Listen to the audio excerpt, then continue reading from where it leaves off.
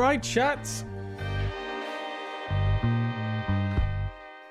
Very good afternoon to you. Hope you're doing well. Welcome to the stream. Oh no, I've not turned any lights on. Oh dear. Yeah, you can tell I haven't done this in a while. One sec.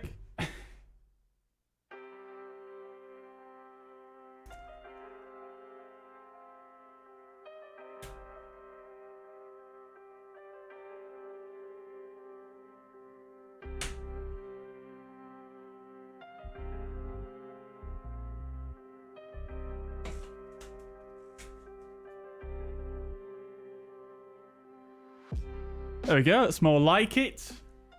All right, chat. Welcome. Hope we're all doing well today. Hope we've all had a fantastic week. Hope we're all having a nice weekend. Welcome indeed. So it's been a little while, hasn't it? I'm so sorry, chat, that I've been very what's the word? Absent for a little while now. It's been probably about a week and a half, so not even that long in the grand scheme of things. But yeah, I mean, I've just had a lot of work on at the moment, which is not a bad thing for sure. And on top of that, I've also had basically, I don't know if some of you guys I may have seen in the Discord, but I've basically been trying to sell my previous car, my Polo, which some of you guys may be aware of. And yeah, so it was a bit of a process, let's put it that way. Yeah, did a lot of driving around to try and get it sold, basically, and it was just sort of one step forward, two steps backwards, and I mean, we got there in the end. I have sold it now, so that's good, and yeah, I'm happy. But yeah, it was quite a bit of to and froing to get there. Yeah, but we got there in the end, so that's just taken up an absolute ton of my time on top of work. And then, you know, streaming, obviously I had to take a bit of a backseat. And, you know, obviously I did need a little bit of time, you know, for myself as well. So, yeah, that's where I've been at. I was obviously a week or so ago, a little bit under the weather, let's say, for a couple of days, very sleep deprived. And, yeah, not feeling up to streaming really, so that's sort of a couple of days, which I just really didn't do that much at all as well. So yeah, a few things gone on, but yeah, feeling good now. Starting to get back to normal after the whole, well, after this week basically, and yeah, feeling good. Still a few more things to kind of do regarding the car situation, but we're getting there. We're getting there indeed. So yeah, that's all resolved now, and let's crack on with another stream. So today we're going to be flying from iniBuilds JFK, New York. It's been a long time since we've flown from here. In fact, I don't think I've flown out of this airport since it was released, and we streamed here on release day, and yeah, like I said, I don't think we've flown out of here since. And MK Studios very kindly sent me their brand new Montreal scenery earlier on this week as well, which, as many of you probably know, released earlier on this week. And it looks like there's been a couple more that have released as well, more or less at the same time, which is absolutely bizarre. And Fly Tampa have cancelled their Montreal, which is a bit of a shame. But nevertheless, we've got MK Studios Montreal. They kindly sent it over for me to show to you guys on stream. So yeah, JFK Montreal, quite a nice route, nice length for the stream. We might even get 2 legs in if we're lucky. So yeah, that's the route for today. We're flying fuzzair in the USA. Very, very nice indeed. And yeah, still want to get a Fuzz America livery done, I think. But for now, we're rolling with the lovely stuff. Livery for today. We're going to be on VATSIM, so if you want to join on VATSIM, more than welcome. I can see Craig's already here in the A320 Neo next to me, so love to see it. So then, just before we jump into things, big shout out to the Gold and Platinum members on the channel. Thank you very much for your continued support and for sticking with me, even then when we do have periods where it's a little bit quieter on the channel. So we've got Gold members Mike West, Sasha, Daniel, Benji, Leon, Biggles, Roy, the commentator, and Andy Ivy. And, of course, the Platinum members, we've got Soren, Naughty, and Schutz. Thank you guys for your continued support. And, of course, to the Silver members on the channel, I appreciate you all as well. Thank you very much for your support on the channel. Righto, so who have we got in the chat? We've got Craig. He's coming along. Love to see it. Looking forward to doing this flight today. Do you have the scenery for JFK and Montreal, Craig? Actually, no, you don't. I think you said in the last stream, didn't you? You don't really do many sceneries, so I guess you probably won't do, but that's fair enough. Soren, welcome. Good to see you. Welcome to the chat. Quizzy, welcome indeed. Aviator 04, welcome. Welcome. Liana, welcome indeed. It has been a little while, hasn't it? Daz, welcome to the chat. Brendan, welcome. Loco Hombre, welcome. Thank you very much, my friend. Welcome to the chat. Jack, should I say? A good afternoon. Welcome. I hope you're doing well. Good to see you. Vedunsk, welcome to the chat. Hope you're doing well. I noticed we have a pretty similar PC setup. What settings do you use to have good FPS? When I try to use FSLTL traffic, everything drops to 30-ish. Yeah, I mean, FSLTL traffic, depending on how much traffic you inject through the injector, then, yeah, it's going to have quite a large FPS hit, as is the case with all AI traffic programs. Now, I don't regularly use the FSLTL traffic injector because I'm mostly flying on VATSIM. But if you want to see my graphics settings, type exclamation point graphics in the chat, and that should show you my graphics settings. And then in terms of my traffic settings, I'll show you those. In fact, we'll have a look now, shall we? My traffic settings obviously affect your FPS as well, especially when you're on using AI traffic. So come into your traffic here, and pretty much everything's zeroed out here. Now, I might have done this when I was testing. Usually I have the workers up a little bit and the vehicles tiny bit, but yeah, that's generally how I do it, unless I'm using some kind of, actually road vehicles, I don't tend to have that on 0 either. But yeah, for the rest, yeah, just pretty low really for the traffic. I only tend to turn the boats and ships up if I'm using if I'm flying over water and I'm using an add-on for boats or anything like that. Another cool thing as well, chat, and I think this is something we're going to do next week. So, Simulations, partner on the channel, has a new scenery coming out. Actually, it may be releasing potentially today, but I don't think it has yet. But they've got a new scenery coming out, and that is for an airport called Horta in the Azores, just off the coast of Portugal. Now, Seafront Simulations actually got in touch with me just over this last week and sent me over some of their, in fact, I think all of their AI boat packages to share with you guys on stream. They really enjoyed the coverage that we did when we flew into Madeira with the Seafront Simulations, if you guys remember that. So,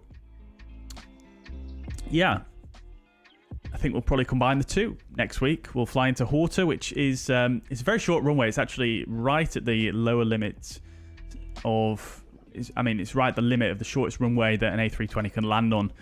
So that should be pretty cool. I think we'll do like a Lisbon or a Faro to there with Fuzzair sometime next week. So looking forward to that one as well. Just while we're talking about boat traffic. Right. Aviator 04 says 76 departures and 73 arrivals in Birmingham VATSIM. Crikey, what is going on at Birmingham? Is there an event on today? I didn't even check for events today. I was just sort of choosing something that would get to see this new scenery. I guess there probably is. That's wild. Don't think I've ever seen that at Birmingham before on VATSIM, so amazing. Chris, welcome to the chat. Hope you're doing well. Fenix V2, yes, it's incoming, isn't it? It's incoming, so the first block of the Fenix V2 update is going to drop next week, which I'm very much looking forward to. Did you guys see the performance benchmarks they posted earlier on today, actually? On their Discord, they posted some performance benchmarks for the upcoming V2. And it looks like a nice improvement. It looks like it's more on par with the PMDG now, which you absolutely love to see. So, yeah, very, very nice indeed. Looking forward to that big time. And to be honest, I wasn't expecting them to come out with the A321 and the A319 this year. But it looks like we're getting an A321 and an A319 sometime by the end of the year by Fenix, which I'm very, very excited for. I love the 319. I've never really used the 321 in a sim. Or in real life, for that matter. So, looking forward to that one as well. Should open up quite a lot of nicer long routes as well. Midsummer Madness. Right. Okie dokie. Very good. That's crazy. That's crazy. Wow. I wonder when that event is on till, actually. Might actually give that if it's still going later, I might actually oh, it's until 8 o'clock Zulu. Interesting. Maybe I might do an off-stream flight in the UK after the stream today. Very good. Right, well, today we're not flying. It's very quiet here in the US at the moment on VATSIM, so it's going to be quite the opposite, unfortunately, but never a terrible thing, I suppose. It just gives us a chance to chill and chat. Sean, welcome to the chat. Hope you're doing well. Fuzzair flies in America. Yes, indeed. Indeed. I mean, Fuzzair flies all over the world, really. You know, we can fly wherever we want on Newsky. That's the beauty of it. We can use the free flight. And yeah, I mean, obviously we're a UK-based airline, but, you know, there's nothing stopping us from flying wherever we want to. I would like to do a Fuzz America livery as well, just to give that little extra touch. But not got around to that one just yet.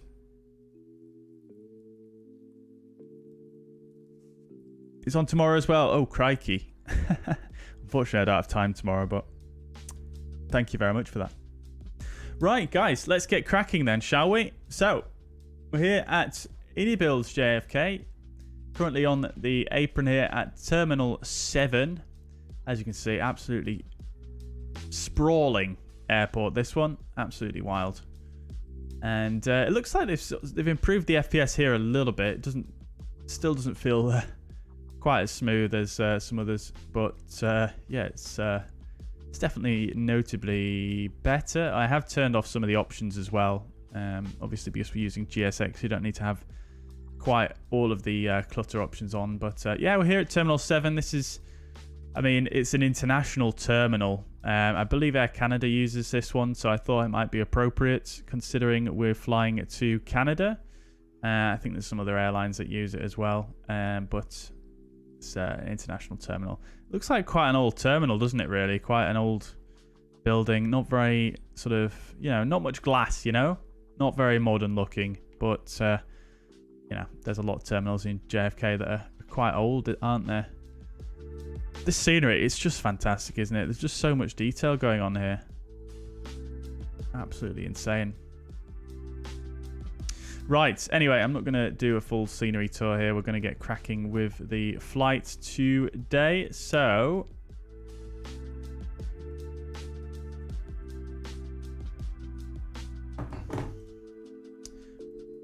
let's get the stairs in place. Stairs disabled. Interesting. We don't have a jetway here though.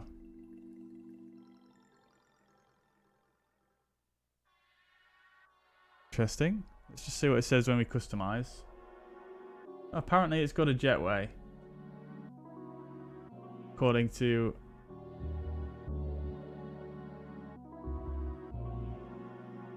I'm not seeing a jetway here, chat.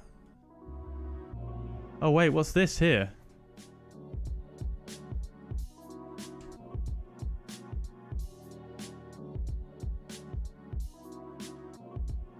What has happened there? And you can see the frame rate. Just every now and again, it just starts chugging like crazy in this airport, I've noticed. What's going on there? That must be the start of a jetway, I guess. But for some reason, it's not loaded in properly. Not sure why that is. Right. Okay, then. Very interesting. Okay. Well, that's a bit weird, isn't it?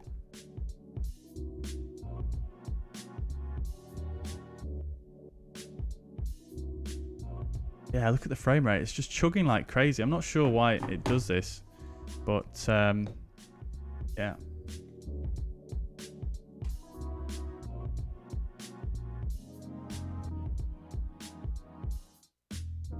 Yeah, I guess it's just using a ridiculous amount of VRAM, I suppose, for this airport. Right, anyways, let me just fix this real quick, just for temporary. We'll just turn off the jetway.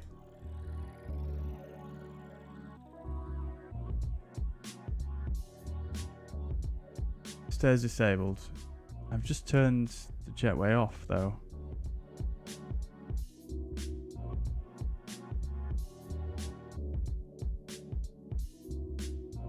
Right, there we go.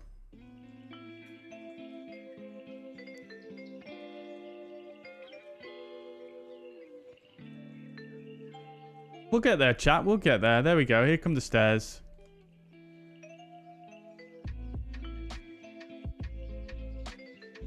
Alrighty, lovely stuff. Guess we have to jump. Jump up or jump... Yeah, you might do. Oh, we'll have to get a rope or something. Anyways, let's jump on board. And, well, I'll call the refueler as well whilst we're here, just so I don't forget about that one. Good. Right. Let's do an OFP brief then, shall we? Jump over to the fuzz pad. So today we're fuzzair 58 Yankee. We're going from Kennedy to Montreal. We're in the A320 with the Delta Reg. Lovely stuff livery. Target off blocks time is at 1500. Estimated on blocks at 1626 Zulu with 336 miles to cover. 61.8 is the takeoff weight expected, and alternate is this airport here, which I forgot what it is. Flight level 370 cruising. Trip time 58 minutes with an alternate time of 24 minutes. Block fuel we're taking 5556 on the kilograms. Now I've forgotten to change my sim brief. So we're going to have to load things in kilograms, even though we are in the US. We should really use pounds, but I'm just going to roll with it. So we're departing 3-1 left here, or expecting 3-1 left here at JFK. Now, it's not giving us a departure. It's probably because we'll use the Kennedy 5 departure like this, but we'll come back to that in a moment. Expecting Carter 5 into Montreal on 24 right. 162 passengers. 0 cargo on board for this flight. And regarding the weather, we do have some signets in place, various in place in fact. So let's just have a quick scan here and just see.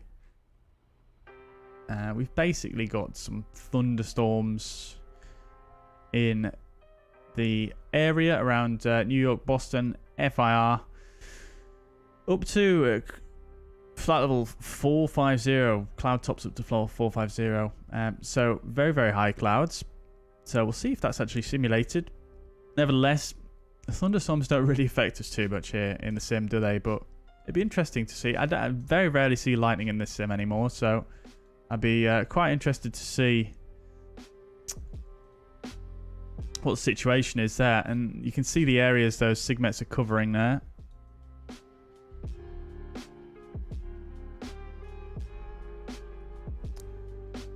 Yeah.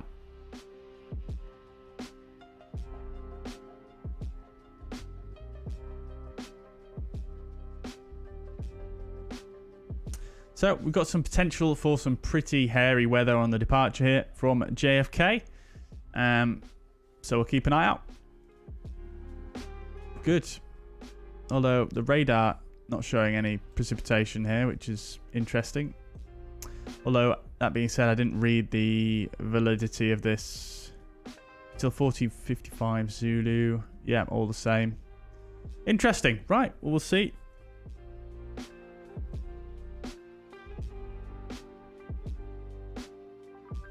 Okie dokie then. So, coming further down, the weather localized on the airport itself looks pretty decent with good visibility and light winds.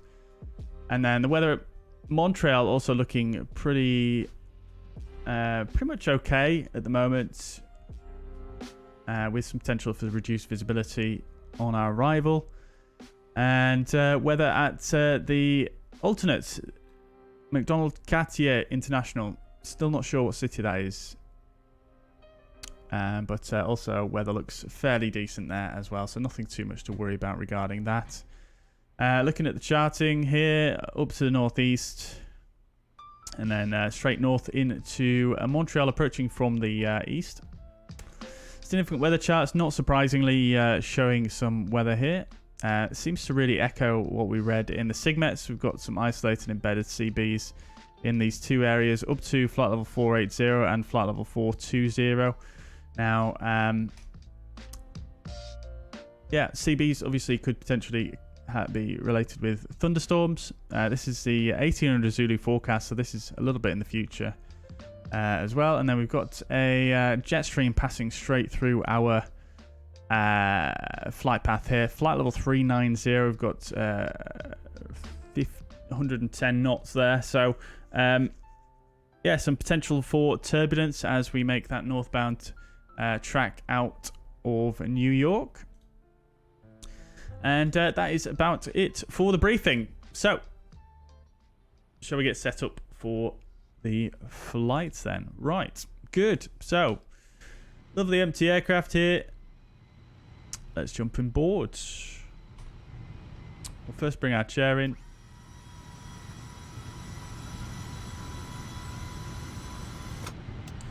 Right, fantastic stuff. And as you can see, the FPS seems to be perfectly okay now. Very strange. Right, alrighty, so the captain, pilot monitoring for today, has already been on board and got the aircraft a little bit set up here. Let's just see what the temperature's looking like. Yeah, not bad. Quite warm here in New York at the moment. You can see 25 degrees, so the captain seems to have opened the windows for us.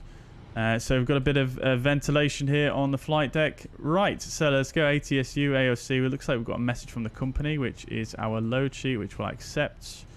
And then we'll go flight init data request. And let's get set up here. So 58 Yankee, and that all looks correct. Good, fantastic. So we'll go data, aircraft status, and the nav database is just about in date, so that's good. We'll go init request. Excuse me. Init request.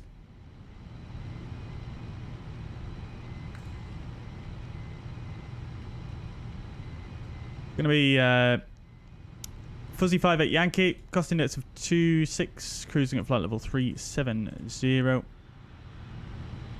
So that's good. The temperature here, 25 degrees, and the wind, we'll bring that in as well for the climb.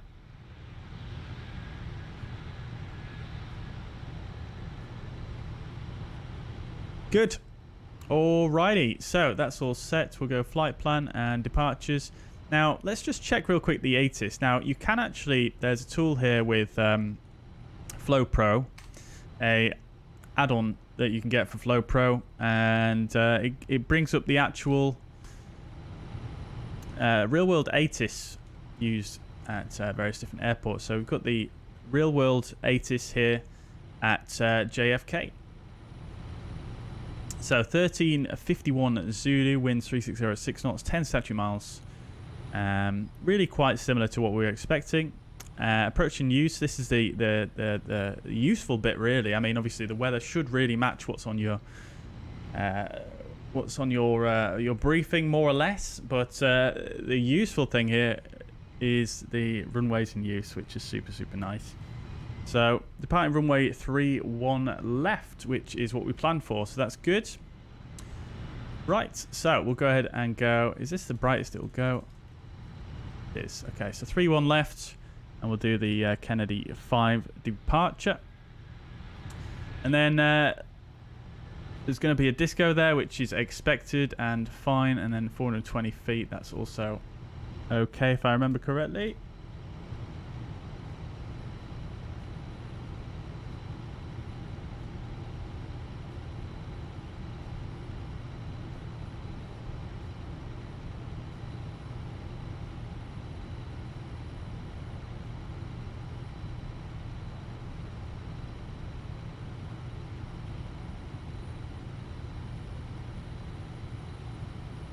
Okay, Good. So it is a bit difficult, this departure, to do without ATC, because usually they would assign you a specific climb from the Canarsie VOR, which is this CRI.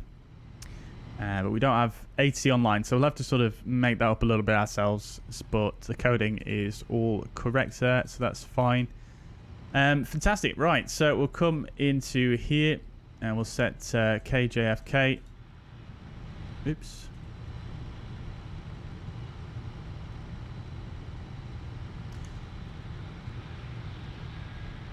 KJFK. 3-1 left. We're 25. And the runway heading is gonna be 314. Very, very long runway this. 314. So that's if we have an engine failure. We need to do an engine out departure. So that is set. And then for the departure itself, we're going to be using the Canarsie VOR, which is automatically tuned here, but we'll just manually lock it in as well.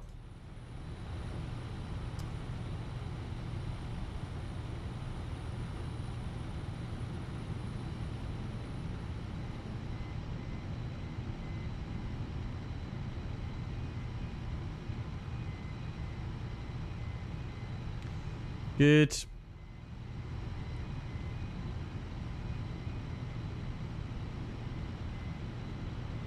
And I think what we'll do,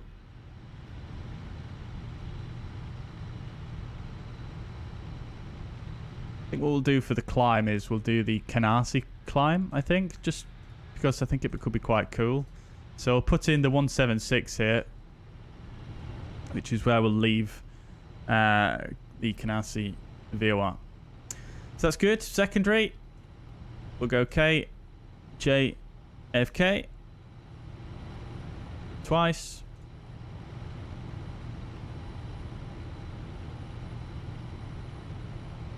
And we'll just set up arrival onto 3-1 left again in case we have need to return to field with no star. So that's fine.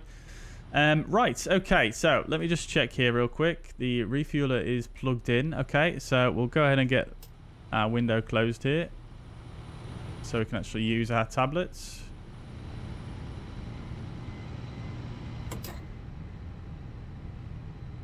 There we go. And we'll come here and let's start boarding, shall we? Passengers bus is coming. Traffic, United 65, Wolfrey taxi, runway 31 left. Good. And in the Fenix update that's coming as well, they're adding 180 passengers, which is a bit more of a common scenario for an A320, isn't it? So you'll love to see that. Refueling is ongoing. Love to see it. Very nice. Okay, and the FPS is chugging once again, but we're going to have to cope with it, I guess. So let's get our load sheets. So 56.5.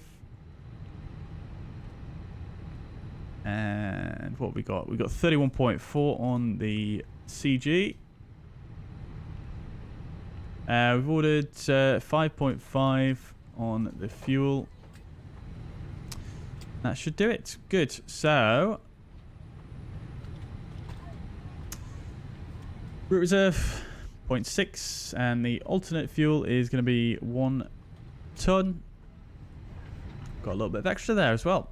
Love to see it. Okay, and a departure performance as well.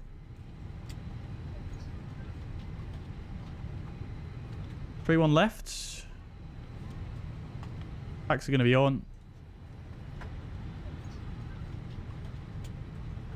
Good. So 37, 37, 39, 2 down 0.368.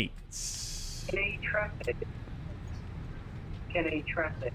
November 8-5. That was 2 down Kenny traffic. November 8. 0.3 and 68. Aviation terminal. Taxi to runway 125. And the noise abatement procedure here is NADP2, so these are all fine. Lovely jubbly. Okay, we're all sorted there then. So that's everything done. We'll get the terrain display on as well. Good, good, good. Right. So the initial climb clearance is going to be 5,000. Alrighty. Good, good, good. So that's all that done. And let's go ahead and get the fuel pumps on now as we are fueled up, as well as the seatbelt signs. We'll get the AP master on as well because it is quite toasty in here. And we'll get that fired up. I'm going to go ahead and close this this guy as well. Good. We should have some passengers coming on. We do indeed. Very, very nice. Good, good, good.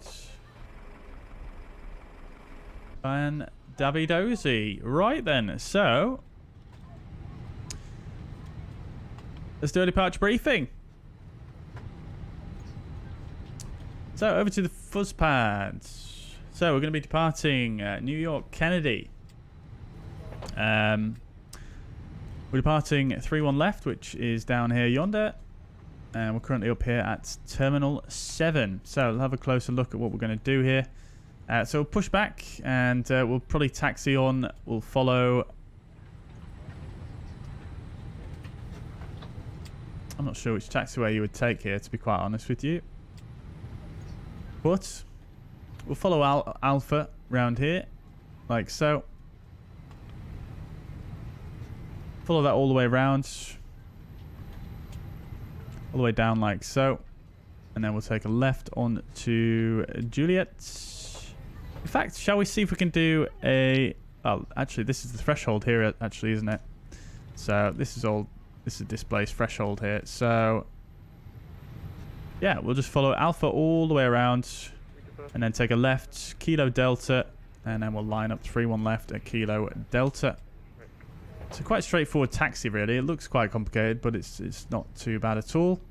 And then for the departure, we're going to be doing the Kennedy 5 departure. So this is the 20-3 Bravo chart. Airport elevation here, 13 feet. So it's the Kennedy 5. We're doing 3-1 left, and we're going to do the Canarsie climb. So that is as follows. So we're going to depart initially. Yeah, so we're going to initially depart straight ahead and then take a direct. So this is 3-1 left here. We'll depart straight ahead, take a left turn. 2.5 JFK, which is the Kennedy VOR. Take a left turn out to the Canarsie VOR. We're then going to turn to a track of 176 or radial 176. Traffic. November 875 Echo Charlie at General Aviation. Bam. Going to take a left turn. Runway 22 right. And continue out on the Canarsie climb. From there, it'll be vectors en route. So after that, vectors en route. Quite straightforward, really. We do need to be above 2,500 feet at this point, which is 2 miles from the Canarsie VOR outbound. And yeah, that shouldn't be an issue. That can also be identified by the 253 radial here from the Kennedy VOR. So that's fine. It's quite a simple departure, nice and easy, really. And yeah, just need to make sure we've got the Kennedy VOR tuned as well. I didn't miss that one when I was setting up. So that's that. The weather looks good. Obviously, we've got some potential for some thunderstorms on the departure, as well as some potential turbulence. Something to be aware of. And other than that, yeah, everything pretty good. Right. Good, good, good. So jump back over. We've got some more passengers just coming in now. Come to the RadNav page, and we'll just put JFK. JFK here on the left side. And that's just going to show us the DME there on the left, which you love to see. So, as I said earlier, the coding is correct for this initial part of the flight. So we've got that left turn coded in already, direct to Charlie Romeo India. Then we've got also the engine out SID there as well, straight ahead. Now left turn. Yeah, so the left turn there. Once we reach the Charlie Romeo India, on vectors. Basically, we'll just have to pull and give ourselves a manual track outbound. Kennedy traffic, Lufthansa 400, fully established, runway 31 right, 7 mile final. What we could also do, just for reference as well,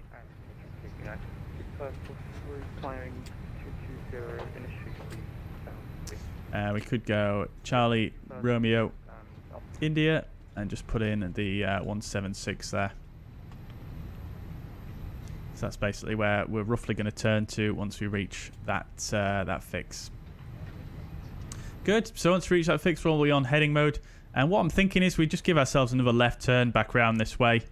ATC is not online, so we can sort of do it at our discretion. So we'll turn to the left, and we should get a nice little flyover of the airport. And yeah, it should be quite nice. And hopefully,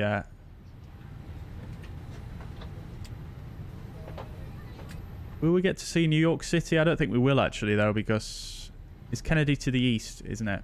I can't actually remember.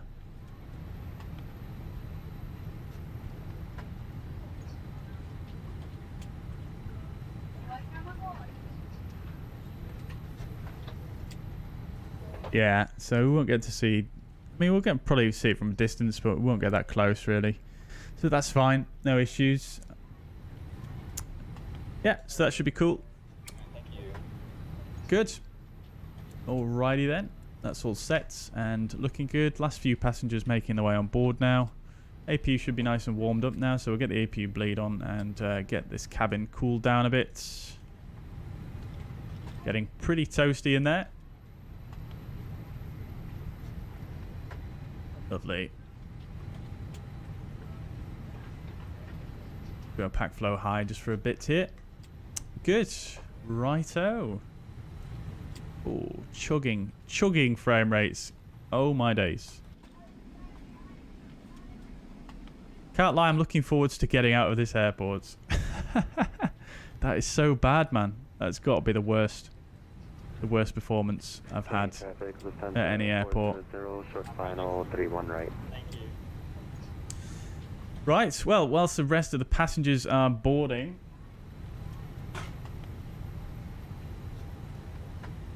copy preparation checklist. So gear pins and covers removed. Fuel quantity is 5.5 tons. Seatbelt signs are on. The DIS are in. Nav BARF is 29907.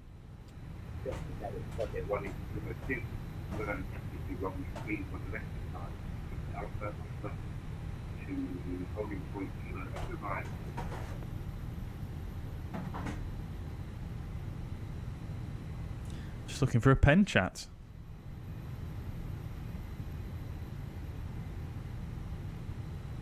Don't have a pen.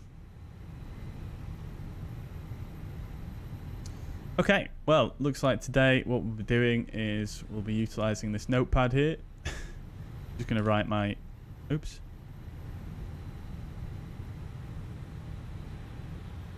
Fuzz58 Yankee is the call sign. And we are going to be... taxiing Alpha. And then Kilo Delta. Kilo Delta 31 left. And we're departing on the Kennedy 5 departure. And the Carnacy climb. So we can save that note there. Traffic, Lufthansa 400, vacating Good. 31 right onto Whiskey. Alrighty then. Good. There's a Phoenix update, first update next week. Yeah, all being well, Daz, that's they said in the blog post that it should be next week, yeah, which is great. Seems like there's a problem parking at Birmingham. I can imagine with that many departures and arrivals, that's absolutely crazy. There's one showing for me, at least from where I'm parked. The jetway. Ah, yeah. Yeah, I mean, I think there should be a jetway there, shouldn't there? But it's just not loaded in properly. Amazing Maze, welcome to the chat. Hope you're doing well.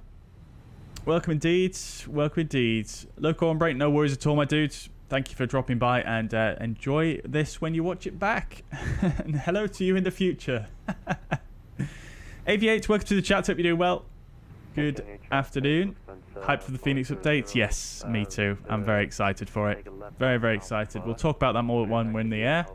Ulfdog, welcome to the chat. Hope you're doing well. Good to see you. I'm doing very well. Yeah, how are you doing? This is iniBuilds JFK. Can't wait for the IE Phoenix. Indeed, indeed, indeed. Yep. Tom, welcome to the chat. Me too. Yeah, that's coming by the end of the year as well, they said, didn't they? So, love to see it. In fact, is that next month, actually? September, the IAEs. I can't remember. We'll have to look back at it when we're in the air. Commentator, welcome. Hope you're doing well. Good to see you in Brussels for the weekend. Very nice. Very, very nice. I hope you have a good time, my dude. Enjoy. What's your plans over in Brussels?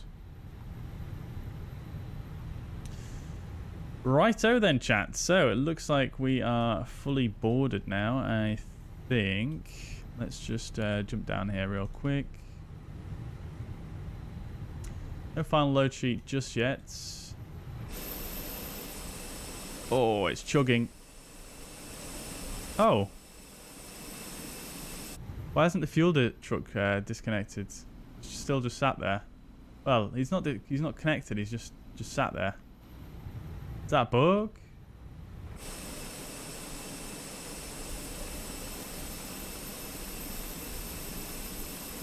John F. Kennedy traffic, November 875. Weird. Charlie at Foxtrot. Right, well, we'll just assume that that's all happened. We have been actually refueled, so I'm not sure why he's not driven off, but we'll just assume we're fully loaded now because this is taking its sweet time. So we'll go ahead and do that and that. Okay, traffic, to the last station calling, they're currently running the 3-1s at the moment. And we'll get the GPU disconnected as well as the chocks. The parking brake is set. Good. Right, let's prepare for pushback and departure. Right on time.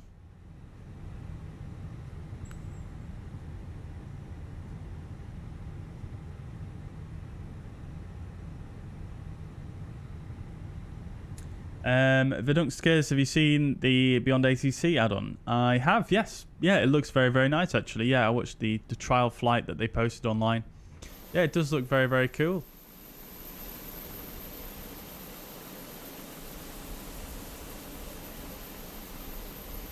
Something's gone wrong with GSX.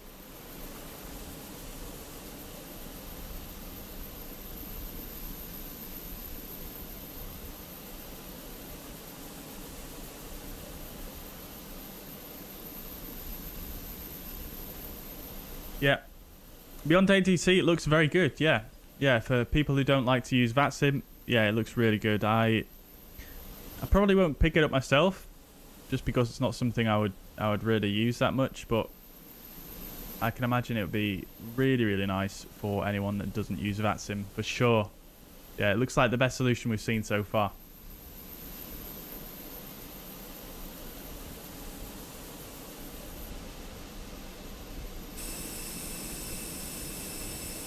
Nothing much, just a little exploring. Museums tomorrow and then back tomorrow evening on the Eurostar. Oh, nice, dude. Very, very nice. Enjoy, dude. Sounds good. I've never been to Brussels myself, so yeah, enjoy it. Yeah, it is fantastic news, isn't it, with the 319 and the 321. Yeah, really looking forward to that. Yeah, love the 321.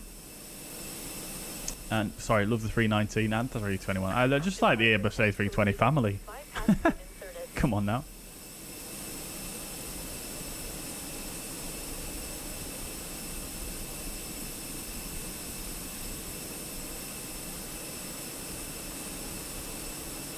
Alright, so we're going to get a tug driver to push us to the west.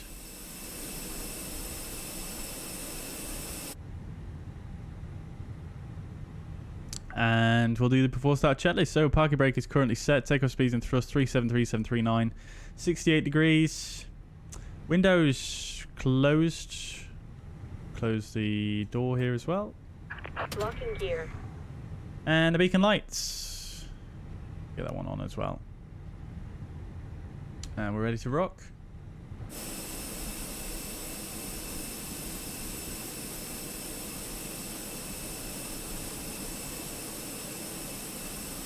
Looks like we've got some...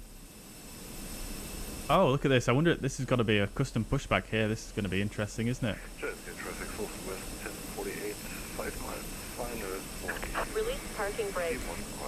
Alrighty, let's release the parking brake then. Commencing push. All engines clear.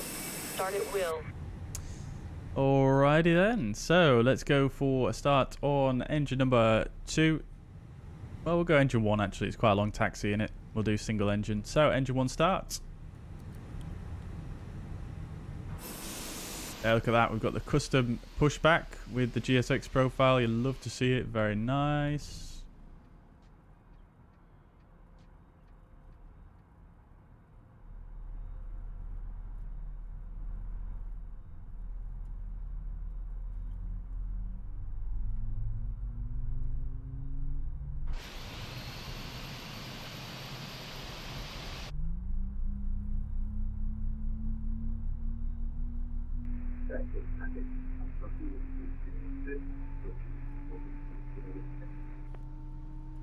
Sounds very quiet to me. Is it just me?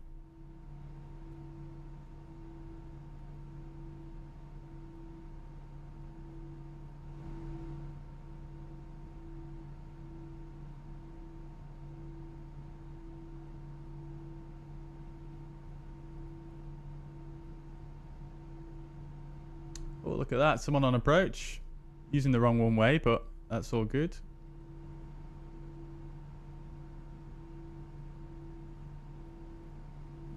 Oh no, wait. Sorry, that's the right runway, isn't it? I'm discombobulated. Ignore me.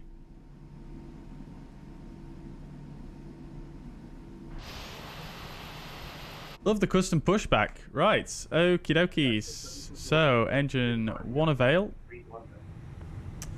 Go engine mode selected to normal. We'll get the transponder on. We'll start this guy here. Reset this guy. Coming up top. We'll get the yellow electric pump on. And the traffic on 31 left. Just be cautious. There's a traffic just off the north side of the airfield that departed 228. And 29.9 on the trim there. We'll set that as well.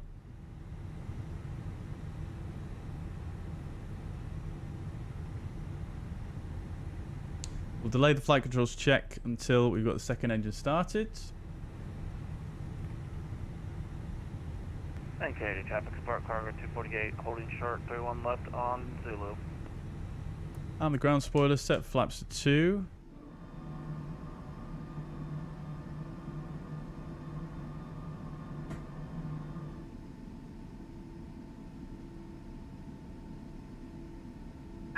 Set parking brakes. There's a train up there. Parking brake sets. Cockpit to ground. We have a good engine start. Can we see the train come out the other side? Oh, it's a bit too low. I think we are. Oh, the frames. Short 31 left on Kilo. Keeps doing that. Very nasty.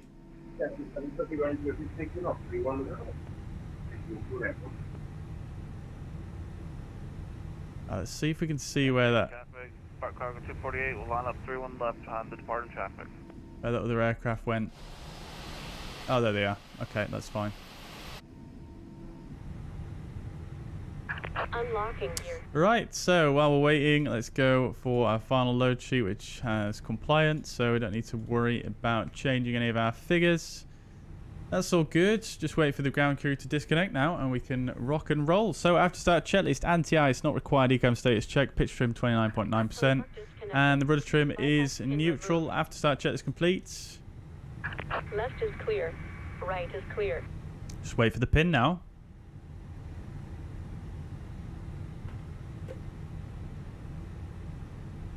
Check the traffic.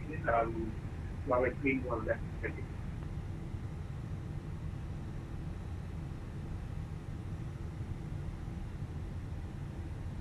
There's a pin. Liana says, looking forward to but not getting myself hyped over anything. That's just a path down to disappointment in general. Yeah, I suppose for many things it can be, unfortunately. But I think one great thing about Fenix is they have a very good track record with their releases. And I remember when this Fenix first released, it was very, very impressive, and it definitely didn't disappoint in really any way. It felt very good, all right off the bat. So I have every confidence that Fenix will deliver. So yeah, very much looking forward to it. Personally, right, there's the pin. Let's get going. Taxi lights on. Leave the APU on now for now anyway, because we are going to be doing another engine start momentarily. Let's rock and roll. We might as well get the radar and predictive wind shear on now as well.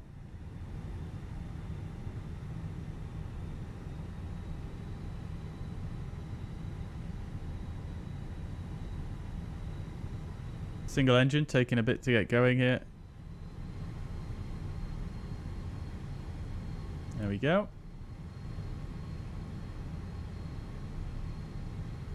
Alrighty, it's a nice city, lots of buildings and art everywhere. Need to sample some Belgian beers this evening. Yes, enjoy. Very nice, very, very nice.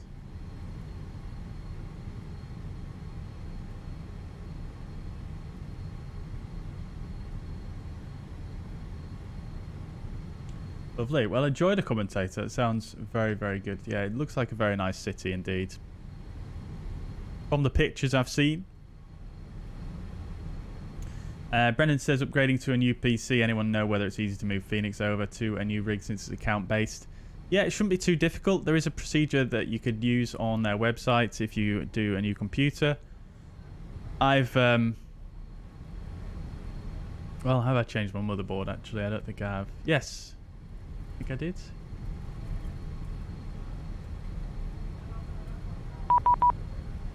Oh, please don't tell me that's a controller coming online.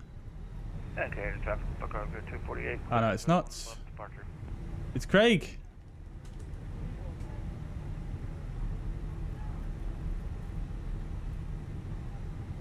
Right, okay. So our call sign was 58 Yankee.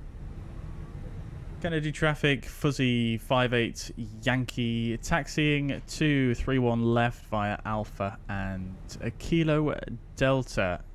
Kennedy traffic. So yeah, it's fairly easy to move it over. There is, like I say, there's a procedure on the website where you can basically just, you know, I'm not sure if it's a revoke license kind of thing, but yeah, there's a procedure. There's a procedure to do it on their website. It's very straightforward, really. Just make sure you check that before you actually build the new PC, or, you know, basically shut down your old one, I would say. So yeah, have a look on the website. I would get you the link, but maybe I can find it if you're in the air, but you'll probably be able to find it quicker. Yeah, there's a procedure on there. Just have a look on the website, on the knowledge base, and it should be fairly straightforward.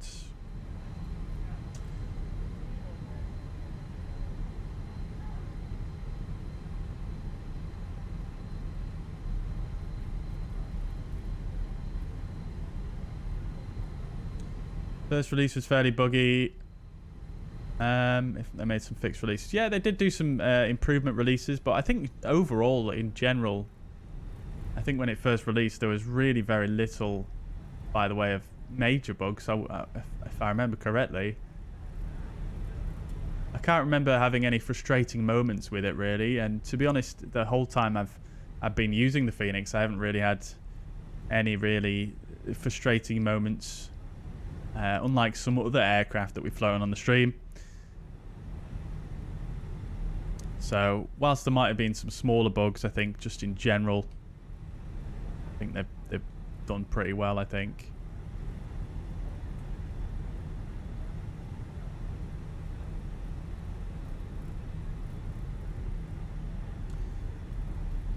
And even now, I don't think there's... I wouldn't say there's many particularly large bugs. Not at least that I come across on a daily basis. Quote unquote daily. But yes, the crosswind thing, I think that's probably the biggest thing for me, is the crosswind. Yeah. Pretty nasty. But it is dealable with, you know, you can deal with it. It just doesn't react like an Airbus should. It sort of reacts a little bit more like a conventional aircraft.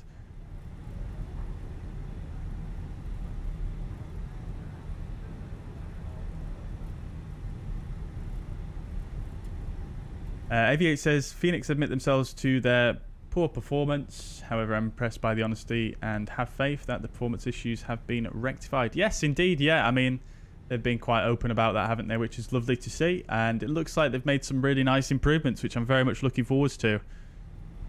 Yeah. They obviously released some benchmarks today. I don't know if any of you guys have seen it. Go over to their Discord and check if you haven't, or the website. And yeah, it looks like it's decently improved. If it's on par with the PMDG, like those benchmarks seem to suggest, then it's going to be a happy time, I think. It's the PMDG, absolutely love the performance in that. I can't really complain about it at all. Right, let's go for an engine start on number 2. So engine mode set to ignition starts, and engine 2 starts. Engine throttle 2 lever is in idle.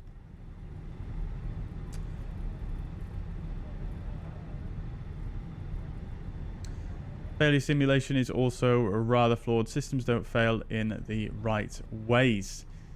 Yeah, I mean, to be honest, I wouldn't really.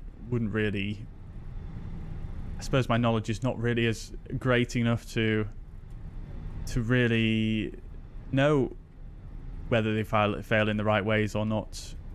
In terms of you know, regarding the failures that I've actually done, we've obviously done an engine failure after V1, which seemed pretty flawless. We've done landing gear, or at least serious failures. We've done a landing gear uplocked with manual extension. That seemed to work pretty flawlessly, although that being said, the nose wheel steering wasn't lost after landing, which is what I believe is supposed to happen. And then the emergency electrical config that we did fairly recently, that went pretty well as well, I think. But again, I'm not an expert.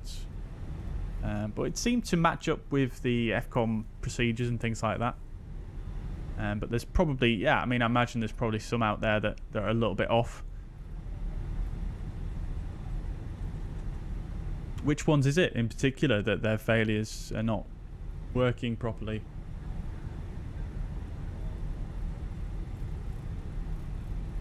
Swedish Sim Pilot, welcome to the chat. Hope you're doing well. Right, engine 2 is available. Let's just slow down a bit here. Okay, right. So both the engines are now running. Oops. We'll go ahead, get the yellow electric pump off, APU bleed, APU master off.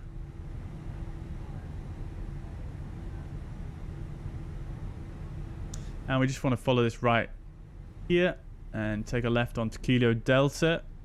And we'll do a flight controls check just at the hold short. Oh. You go ahead. Thank you so much. I know it's your last second. I'm so sorry. No problem. No problem. So we'll just squeeze down Kilo Delta and hold short 3-1 left.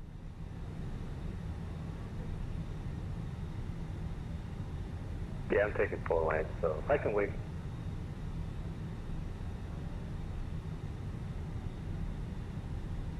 Lovely stuff.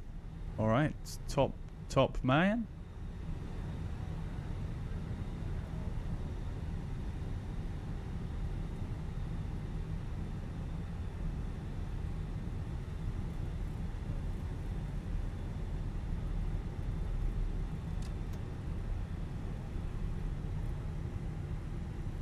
Right, okie dokes then, chat. So a flight controls check. So full left. Why is it not coming up? So full left, full right, neutral. Pull up. Pull down. Neutral, and the rudder full left, full right. And back to neutral. Lovely stuff. We'll go auto brake max. Takeoff config test. That's all good. So taxi checklists. Flight controls are checked. Flap setting config 2. Radar predictive wind shear on and auto. Enter mode set to normal. Ecam memo is takeoff no blue. Taxi checklist complete and lineup checklist. Takeoff runway 31 left is confirmed. TCAS, TARA, and PAX 1 and 2 will turn on. Sorry, PAX 1 and 2 are on. We'll restart the chrono there as engines should be nicely warmed up now. Kennedy traffic, fuzzy 58 Yankee lining up for an immediate departure. 3-1 left, Kennedy 5 Kennedy traffic. Right, let's get the strobes on, and we cleared ourselves for takeoff, so we'll get all the lights on. That's all looking good.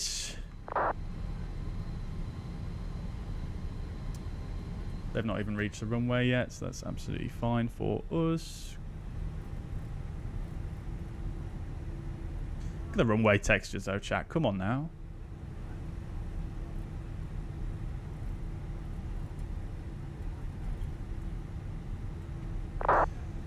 Alrighty then, chats. So, all the checklists are done.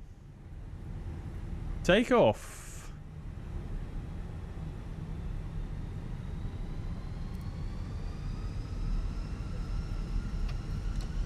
Manflex 68 SRS runway auto thrust is blue.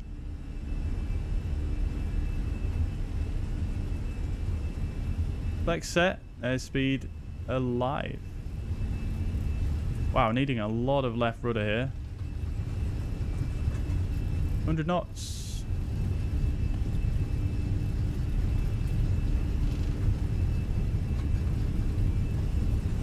V1 rotates.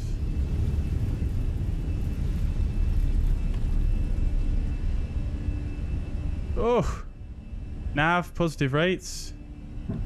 Gear up. That's that dodgy crosswind behavior.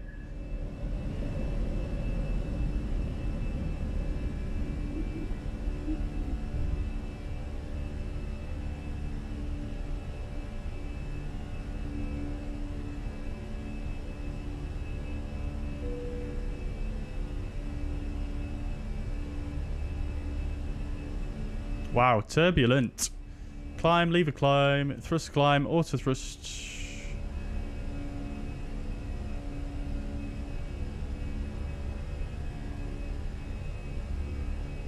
Wow.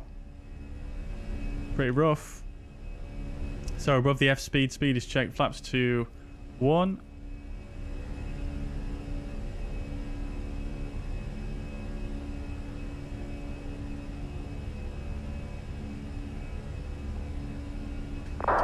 AP2.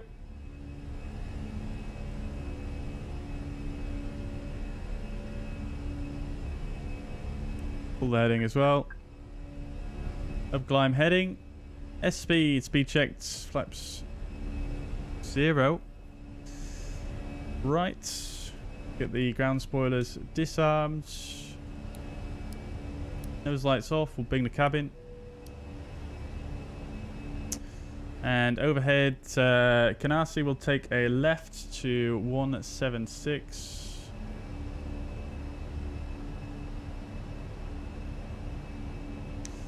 Lovely stuff, chats. Wow.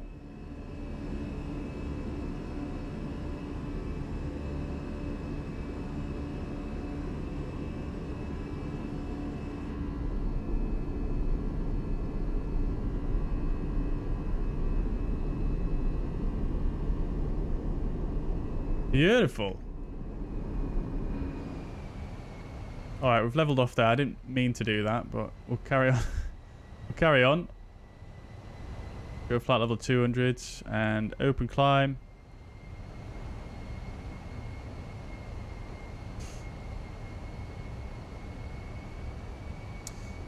Full for standard. We'll sequence the flight plan. We'll go direct Grecki. and we'll pull the heading. We're going to give ourselves a left turn anyway.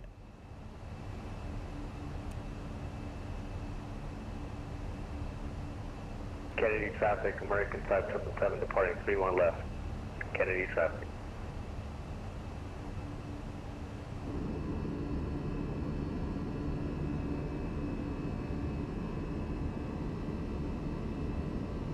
We're going to get to see this guy take off here. Where is he?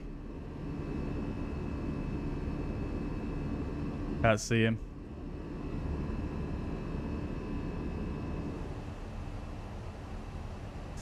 Righto, chat. Very nice. That was a little bit spicy there on the departure. Should have got updated winds. It looks like the winds have changed slightly, and it's quite a dicey situation now, but never mind. Never mind.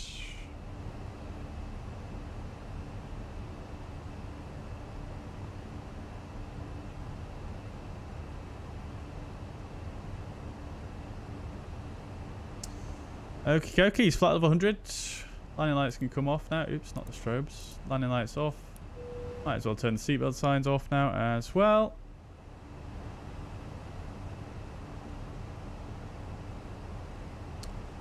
And we'll go for a nice little fly past of JFK, shall we? There he is. That's the guy we nearly bumped into on the taxiway. You can't really see the aircraft model, but you can see the lights there. Oh, there you go. You can see the model now, the American 777. Very nice. Not sure about these storms that were in the Cygnets. Don't appear to be too visible.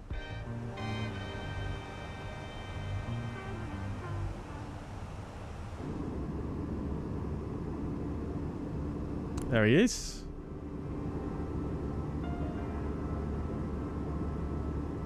Swedish Simpellet said, so why does my engines overrun in the PMDG 737 during takeoff? In terms of, what do you mean by your engines overrun? Do you mean they, the power values go into the red? Is that what you mean?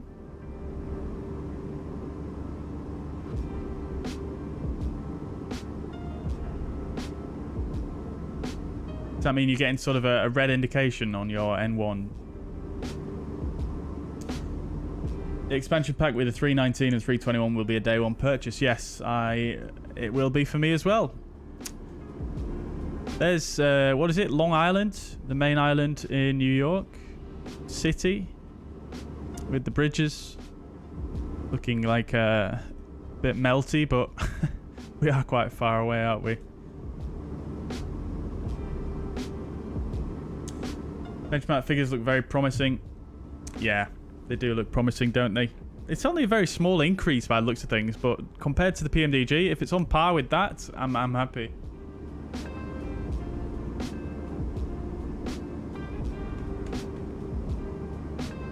I mean, I wouldn't really expect them to do much more than that, to be honest. PMDG is ridiculously well performing in this sim, I feel like. And, yeah, I mean, arguably the Fenix is higher fidelity, so if they're getting the same performance, then that is very impressive. Right, well, let's just go direct Grecki once again then, and we'll go nav.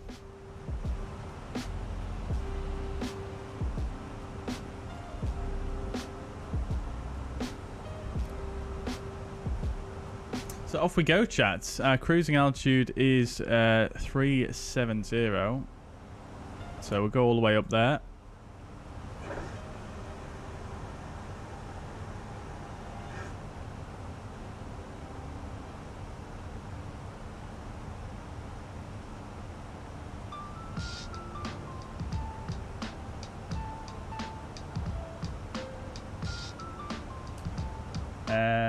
Let's see. Duty, welcome to the chat. Hope you're doing well. Good to see you. Welcome indeed. Liana says, I don't know the details, just a particular system failing should cause specific things to fail, and that doesn't always happen. Right, I see. Yeah, I mean, I can imagine. It is obviously a very complex system, isn't it, I suppose? But, yeah, I mean, think for 99% of people who fly the Fenix, they don't really... Most people don't really run failures, do they? I mean, I don't run failures 99% of the time. Obviously, we have failures on minor ones, but yeah. I mean, I suppose it's probably one of those things, you know, as a developer, you put on the back burner because nobody's really asking for it, are they? Or very, very few people. And you've got all these other people crying out for IE engines and sharklets and all that jazz. So, yeah, I suppose it's just one of those that's probably being put on the back burner. March 3 arrival for runway 31 right.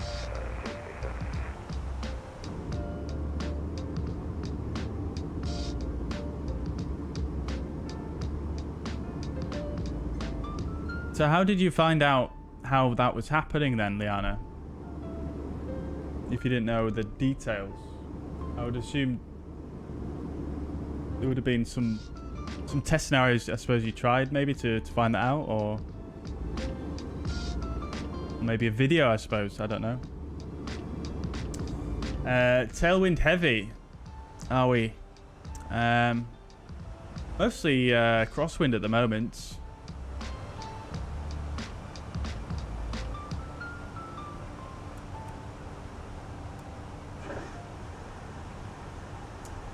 A321 has an extra 500-mile range over the 320, 4,000 nautical miles in total. Can't wait to test it. Should do a long-haul stream when it releases. Yeah, I'm down for that, AV8. Definitely, yeah. We've had some really nice, really fun long-haul streams. And, yeah, I'd be 100% down for that. Yeah. Where do we go, though? That is the question. Here we go, A321. Leeds Bradford. Fuzzair. 2. Where do we go?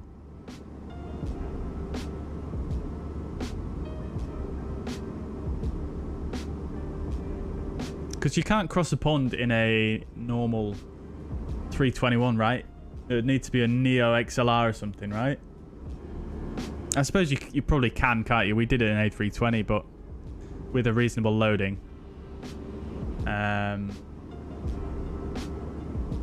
Where would you go? Like Dubai, maybe, or something?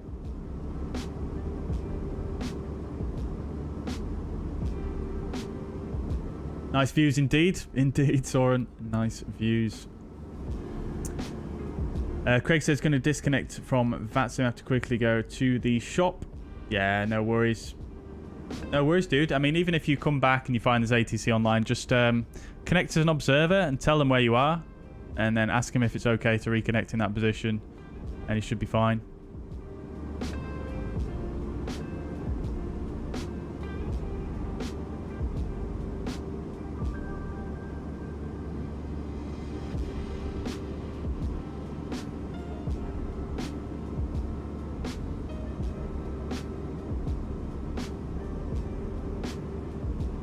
MPS, good evening. Welcome. I hope you're doing well.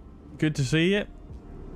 The Phoenix update soon, indeed. Yes, we're getting. I think we're getting one update, hopefully next week. Fingers crossed. And then the next one next month. So yeah, very exciting indeed. And yeah, new aircraft as well. Extremely exciting. Love to see it. Oh, I see, Liana. Right. Okay, that explains it. Got it.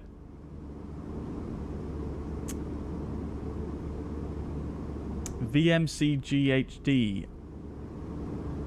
I'm not sure who that is, actually. You have to send me a link on the Discord.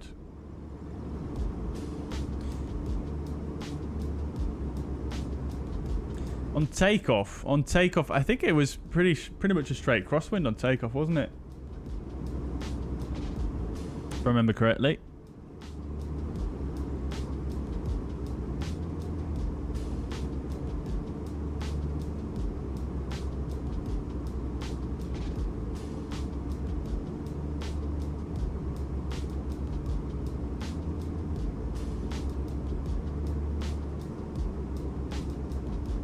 V1 did a max failure stream in Tolis belly, able to land with 17 stacked failures. Crikey. Yeah. I did see the thumbnail for that, but I didn't actually watch the stream yet. Yeah, that sounds spicy to say the least.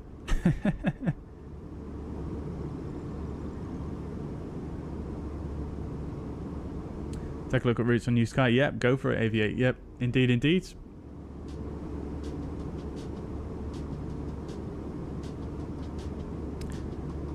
Midsummer Chaos on VATSIM MPS. Is that the one that's going on today and tomorrow MPS?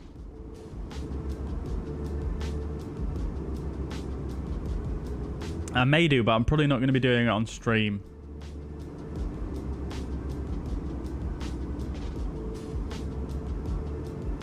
I've heard V1 say Phoenix Systems. Excuse me. 97% accurate, good enough for me. Yeah, indeed. I mean, it is a simulator, I suppose, at the end of the day. Consumer level. V1 isn't that positive over the Phoenix. Oh, right. I thought he was. I thought V1 really liked the Phoenix, from what I've watched. That being said, I don't watch every one of his streams, so I'm not sure.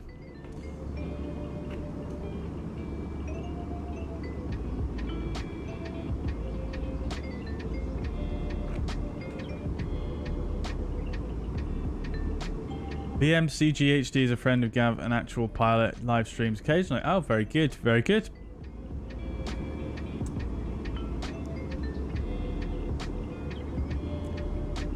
Very good. I can't say I've ever seen their channel. I'll have to look into it.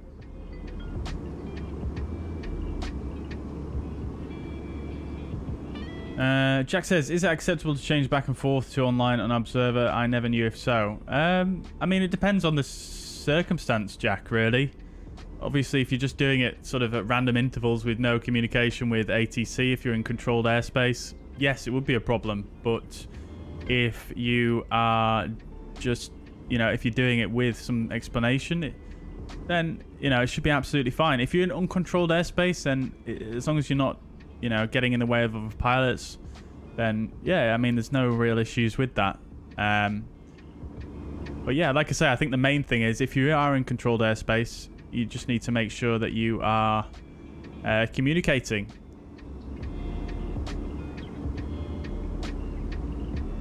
Whether by text or otherwise.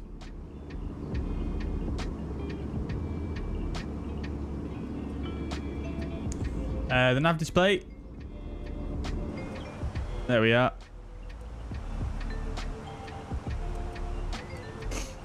We could really do with putting in our arrival, really, couldn't we? And starting to prepare, because this is actually a lot shorter than... Let me just stick this in real quick. So we're going to do... In fact, let's just go...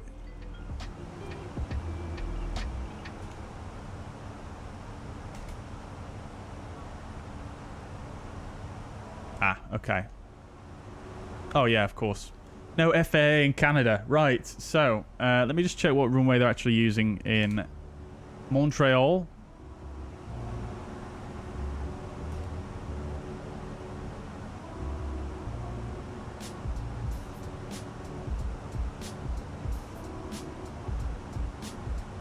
It's going to be 2-4 rights, which is what we planned for, so that's good. We'll go ILS 2-4. In fact...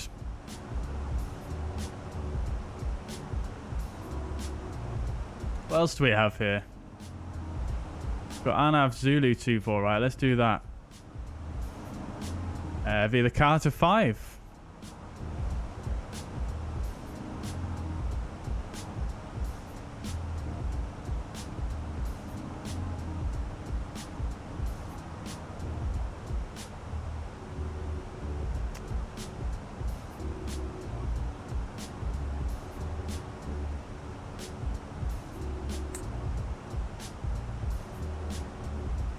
Transition P-Berg? How's that going to work? Let's not select that. We'll just go like that. Okay, good. So, we don't have that far to go, actually. So, I should probably really get ready for the arrival, shouldn't I? So, let's just do a few bits and bats before we do the briefing. So, let's check the arrival we've put in. Make sure everything is correct.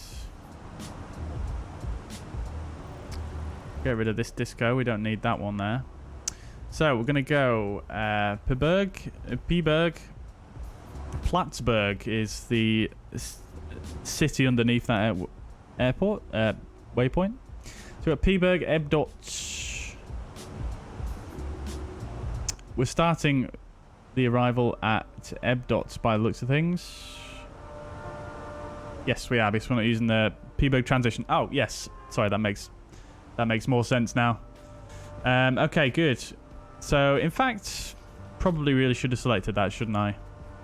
You can tell it's been a while since I've done this chat, can't you? So, we'll go transition Peberg.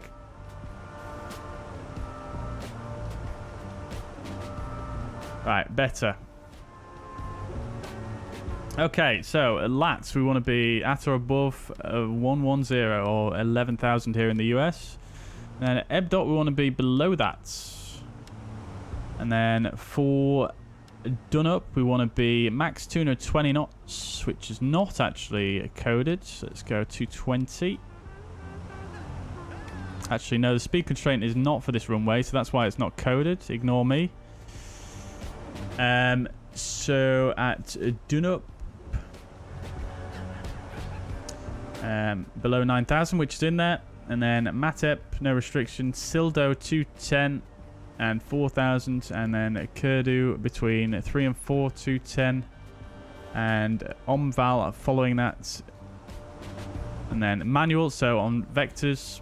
And then following that, we're going to be Lona, Volax, which is the final approach fix at 1,500, which is in there.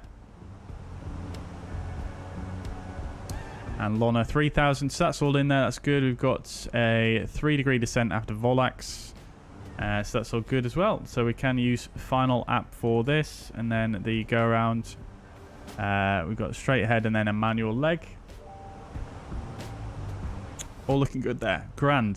Okie dokes. So we don't need these guys tuned anymore. For the arrival and go around, we'll need YUL. So we'll get that in there. And YUL.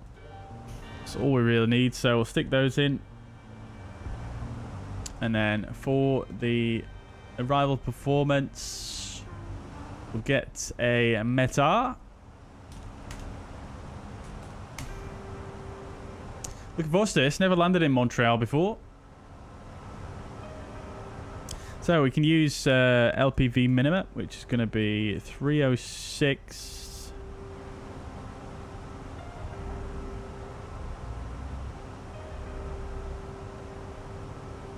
We go flaps full and QNH 29er 9er. Temperature 21. Winds 290 at 9.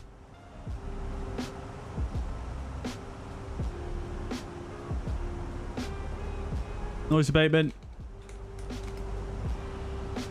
NADP 1. So we'll change this to like that. That's all good.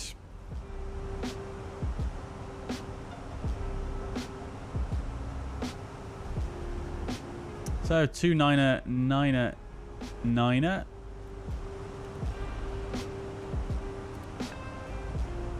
Good. Alrighty, and then arrival performance.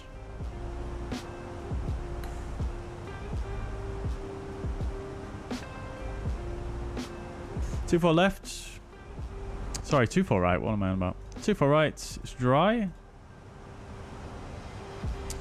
Landing weight is going to be pretty light, actually. 58.7.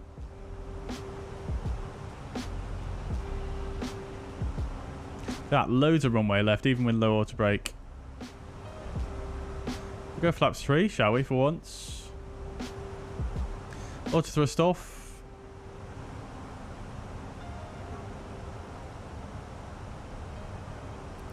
Low auto brake and flap 3. I'm actually going to turn this glide slope 1 off as well, because we know that causes problems.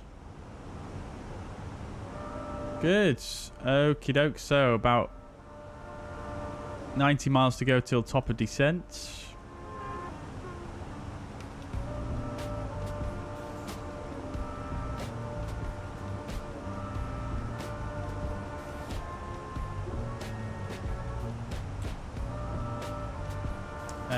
Let's see. Oh, left side. You wanted to see left side. Sorry, Soren.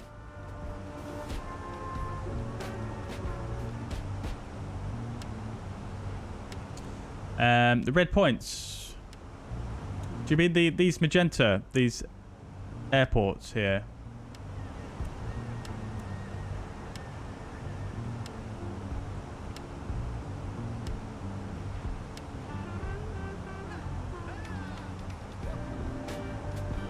How do you put them on? Just here on the EFIS controls. So select airport here.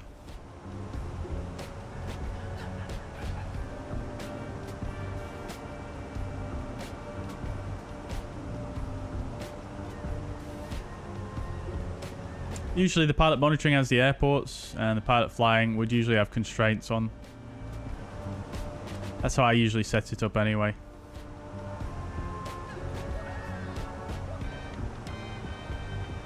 Right, let's do a departure not a departure briefing, we're arriving. Let's do an arrival briefing, shall we? Righto, so jumping over to the fuzz pads, we're doing the Carter 5 RNAV arrival.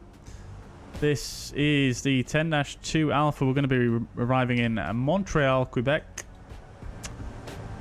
Airport elevation 118. So looking at the arrival, we're going to use the P-Berg transition. So coming in via P-Berg to LATS, we need to be at or above altitude 1000 at LATS. Then continuing to EBDOT, need to be below 1000 there. And then coming into Dunup, well, let's just cross this bit out here because that's not applicable to us. Dunup, we want to be below altitude 9000 as we're landing 24 left. From Dunup, we're going to go to Matep, right turn to LTAT. Then continuing to Sildu, max 210 knots, lower than, we need to be lower than altitude 4,000 feet there, and then continuing to Kurdu, max 210 knots, and between 4,000 and 3,000 feet altitude there. And then continuing to Omval, and from Omval we'll be vectoring for 24 right. Let's just check there's no ATC online just yet. There is not. See Craig there, love to see it. Looks like he logged back on, love to see it, very nice. Okay, good. So, vectors from Omval onto the Arnav Zulu, runway 24 right. So this is a 12-7. Final approach course 237 and final approach fix at 1,500 at Volax. Runway elevation 106, MSA 2,600 based on the 24 right threshold. So we're expecting vectors round onto the final approach course. So what we'll do is we'll probably vector ourselves to sort of point this way, and then we'll give ourselves a direct LONA, which is our initial approach fix. Glide path angle is a standard 3 degrees, and the platform altitude is 3,000 feet here initially, with the final approach fix, as I said, down here, 1,600 feet. Threshold crossing height is 56 feet. And no pappies here by the looks of things. No pappies, which is interesting. We've got this SSALR, which I don't think I've seen that before, actually. I couldn't tell you what it is for that reason. We're going to use LPV minima here. So 306 feet is the minima. And if we need to go around, it's climb to 3,000, heading 237 degrees, and then a right turn direct to the Montreal VOA. So 3,000 feet is going altitude. And then once arriving, I have no idea where we're going to park, because I failed to look up where we would park here. So let's have a closer look, shall we?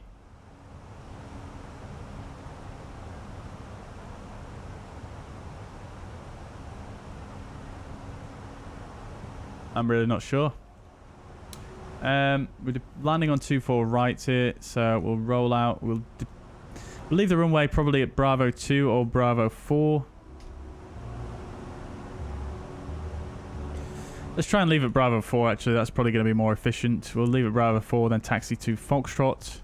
And then down to the apron here via Foxtrot. And then I don't know where we're going to park. Let's park down here so we can have a good look at the airport. We'll park at 84.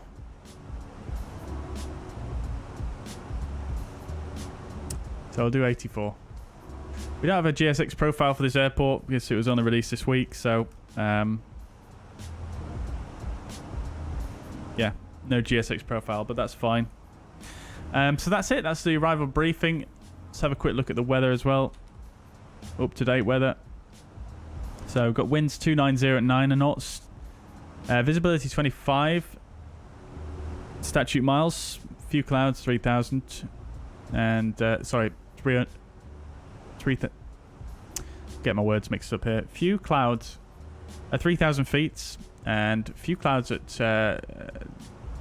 25,000 feet. Temperature 21 degrees. QNH altimeter 299. Density altitude 900 feet. Good. Right. So that is our arrival. We're going to be flying. So weather looks pretty much fine. We're going to have a bit of crosswind on the arrival here. But not the end of the world. Other than that, the weather looks good. We've got 3.5 tons of fuel on board. So plenty of fuel. And if we have a look real quick at the fuel prediction page, we've actually got 24 minutes extra as well. So all looking good there. Top of descent coming up 51 miles. And yeah, it should be quite nice. We've done our calculations. We're going to do a flap 3 landing. Not much else to say, really. Good. There's not much traffic here on VATSIM as well, so we shouldn't have to worry too much about that. But yeah, there probably are going to be some aircraft we'll have to try and sequence in behind. Lovely stuff. Alrighty, back to the chat then. Let's have a look.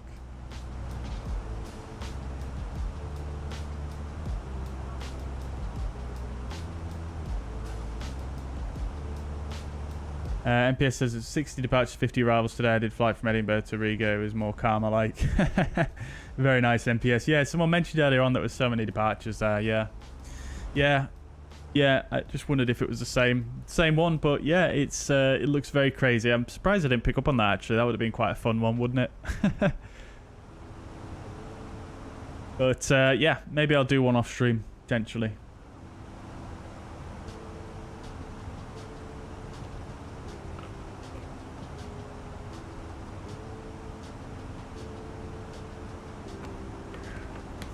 When V1 is doing things to prep for real life, current test as such, he doesn't use Fenix, always toeless. Fair enough. Fair enough. Is that though because that also has this also has the IAE engines, which doesn't he fly for a company that has IAEs maybe? And obviously you've got the explain flight model, which is arguably a bit better than this one, but yeah, that's fair enough. I mean, toeless, absolutely fantastic add-ons. I really enjoy them. It's just obviously the explain lighting is just leaving quite a lot to be desired. With like almost pitch black flight deck. VMCGHD not safe for work. Well-known potty at mouth. Oh crikey. I'll have to check him out. I'm gonna have to check him out.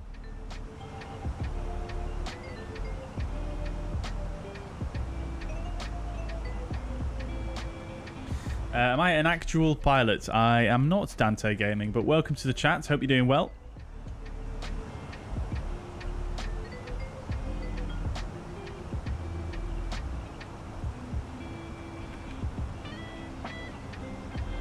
East Midlands to Dubai is 7 hours 45 minutes. Crikey, that is long. That is very long. I'm surprised it takes that long, actually. I thought it was about 5 hours. Sora, dude, thank you so much. Dude, you're so generous. Thank you very much for the 200 Danish kroner. So generous, as always, Soren. I really, really appreciate that. Thank you very, very much. What are my stream plans? So, my stream plans... I don't really have that many at the moment. However, that being said, I am sort of getting back to a bit of a more of a normal schedule, shall we say, after last couple of weeks. So assuming everything goes well, then yeah, we should be back to normal streams next week. So Tuesday, I have to look at my calendar, but probably going to be Tuesday next week, and then probably Saturday and Sunday next weekend, actually, rather than Friday and Sunday. So it'll be Tuesday, Saturday, and Sunday next week. I'm not sure exactly where we're going to be flying, what we're going to be doing. I definitely want to start again doing the the ferry flight that we were talking about doing in the Comanche.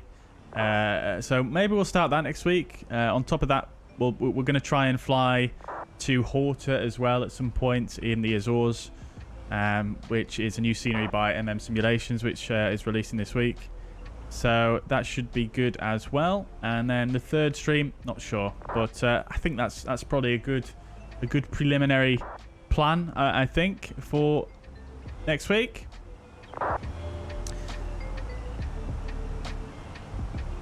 Also, I saw a news article earlier on. What did I see? Where is it now? Let's see if I can find it real quick.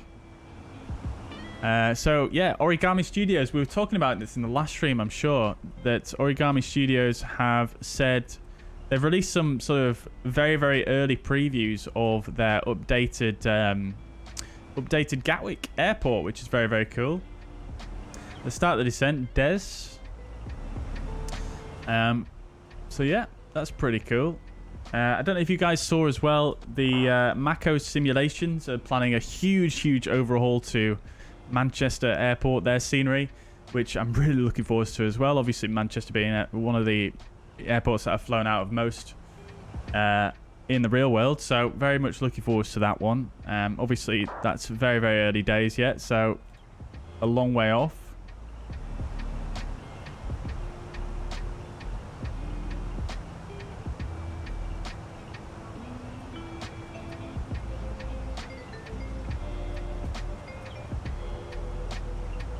But yeah, I don't know if you guys caught the article on FS Elite. I'll just bring it up real quick on the Fuzzpad. So some very early previews of, you know, that looks like they're overhauling basically the whole of Gatwick. You know, with some interiors as well and updated architectural buildings and things like that, and new assets, which is very, very cool. So looking forward to that. That's Origami Studios.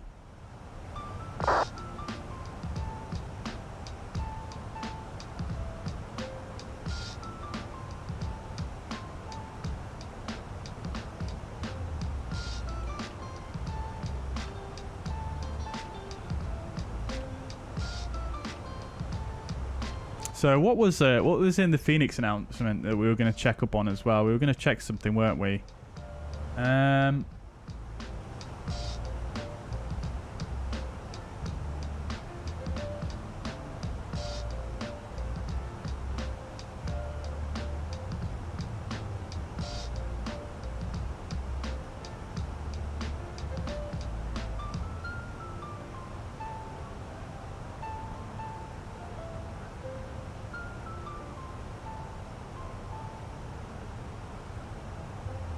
Yeah, so what we got? We got V1 Block 1. We're going to get the new fly-by-wire V2, the Flight Model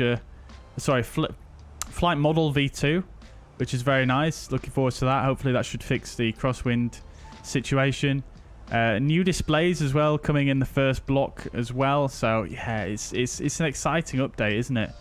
And the optimization improvements, the performance optimization, should I say, are coming next week as well, which is also very, very exciting.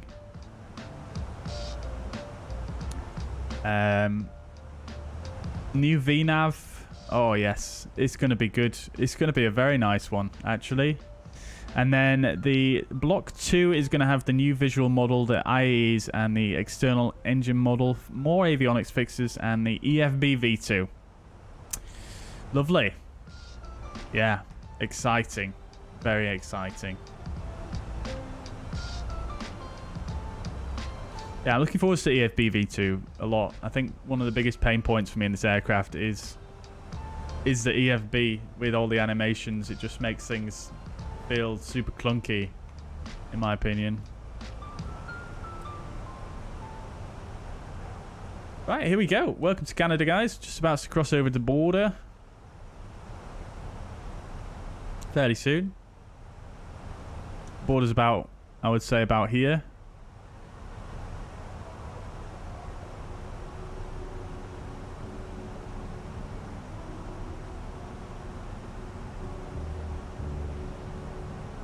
$69 departures and 61 arrivals at Birmingham now. Crikey. That sounds like absolute chaos. That sounds like cross the pond levels of traffic. New York Aviation, welcome to the chat. Hope you're doing well. Trying and thinking on switching to AMD from Intel. Do you like my 5800 X3D? How well of a performance did I gain? Yeah, so I really like it. Yeah. And I think on average I saw... It's difficult to quantify because I didn't do tons and tons of tests. I don't really have time for doing tons of FPS tests. But I did see a notable improvement in some scenarios. Not in all scenarios. Like, for example, the Fenix. I really struggled to get a big improvement with the Fenix. But with the... pretty much every other aircraft in the sim, I got probably about a 10 FPS boost from the 5600X, something like that. But obviously, bear in mind, you know, it depends on your GPU as well. It depends on your resolution you're playing in. Biggles, welcome, dude. Hope you're doing well. Good to see you. Welcome indeed.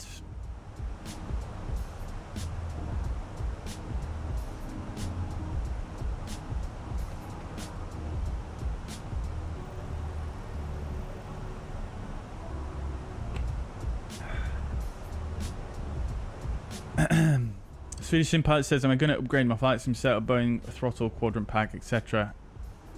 I don't have too many plans to upgrade my setup. No, not really. Swedish Sim Pilots.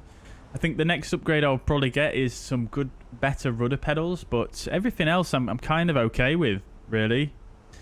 You know, I have this setup because I like to have quite a tidy setup. I do work at my desk as well, so yeah, I want to have something that is not super fixed in place.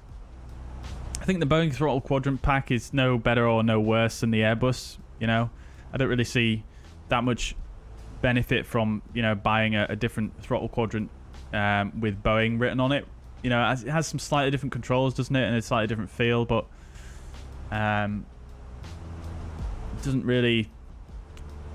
I don't think it really warrants buying a new throttle quadrant just, you know, for that. Obviously, the levers feel more like Boeing, so yeah, I guess that's more immersive, isn't it? But yeah, I have no real plans for that. I would like a yoke just because, you know, it would be nice to use a yoke for the various different aircraft that do have a yoke, but I don't know. I do fine with the joystick, to be honest with you. And like I say, I think it would be very, you know, I think in the long run it would be quite painful for me to have to constantly take a yoke out of the way if I ever wanted to do my work at my desk, which I do very often, every day, in fact. So, yeah, don't really have any big plans. Like I say, I think the next thing I'm going to upgrade probably is going to be my rudder pedals. And one thing I am looking out for, though, is the next throttle quadrant that VKB is supposed to be releasing, which is the VKB Tex, I think it's called, and that should be pretty exciting. It's been a long time in development, so I'm not sure when it will come, if it ever comes, but I think if I was going to change any other hardware, it would probably be that. I would probably get the VKB Tex throttle. Mainly because it's got some really cool features, like, for example, it's got electronic detents in it. So you can quite easily change the detent setup on there without having to physically change anything in the hardware, which is very, very cool. But who knows when that's going to come around. I think they're going to do like different throttle levers for it as well, like different, you know, I think originally when it releases it's going to be like a fighter jet style levers, but I think they're going to do like, you know, airliner style levers and stuff, which is quite cool. Yeah, that should be pretty nice, I think. But other than that, I'm fairly happy with the setup. I would really like to get, you know, a really high-end nice side stick. I know a lot of people like the Warthog, but yeah, it's pretty old hardware. I can't really justify. Yeah, I wouldn't really be that bothered about buying that. If I was going to get a new side stick, it'd be one that is prohibitively too expensive and probably not really worth it for me at this stage. So yeah, hopefully that answers your question. That's where I'm at. Obviously we've got the mini FCU on the way, which should be here. When did they say they were going to release it? I think they said they were going to do it in September, didn't they? Was it September on? Oh, sorry, it was November, wasn't it? But I do think, as I've sort of been in contact with them regarding content creation purposes, I think I may get a production model a little bit earlier than that, but I'm not 100% sure. Don't quote me on that one.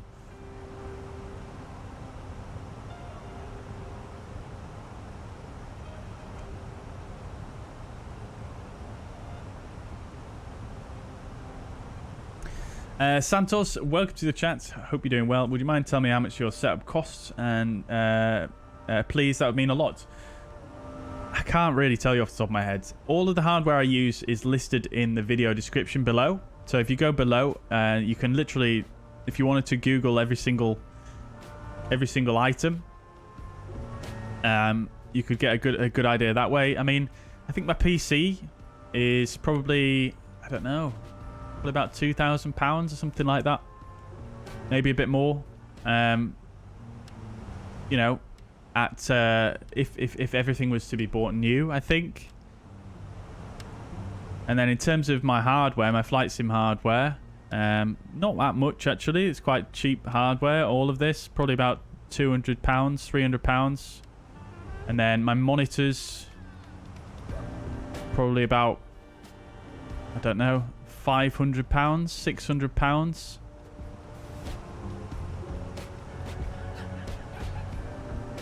So in all, I would say let's just say £5,000. Let's just say that something around that figure is probably my guess.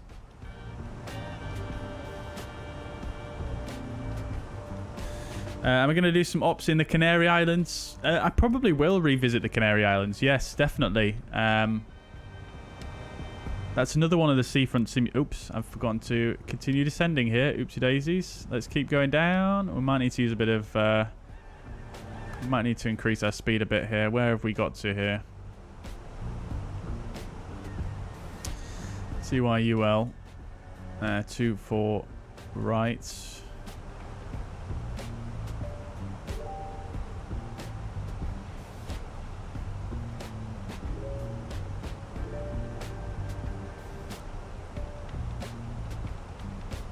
We're going to be fine, I think. Well, let's go to local altimeter.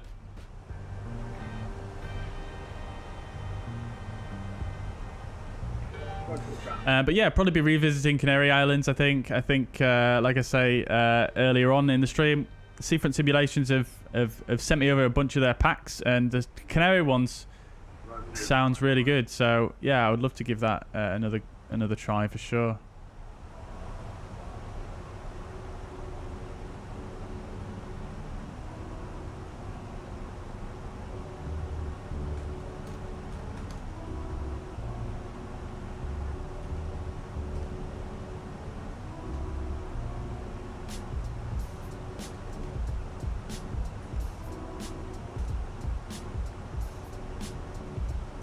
Just making a note on VATSIM.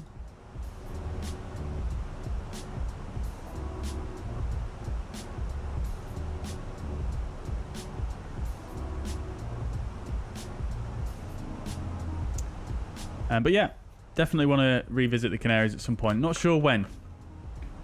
Maybe the week after next.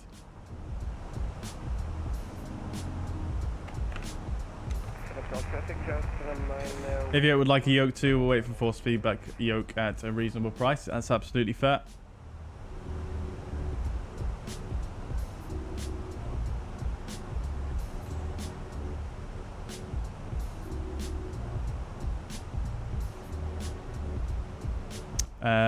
Okay, why are we slowing down here? Let's just keep the speed up.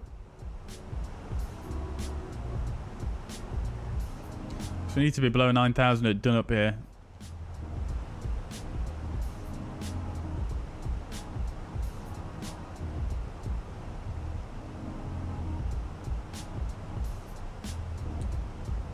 Yeah, I thought it might be November, Liana, yeah. VATSIM projects based in Italy make amazing replica Airbus side stick. Yeah, I've heard about that one actually. Yeah, it does sound very cool. I think I looked at it before. It's about, what is it, about 600 euros, something like that.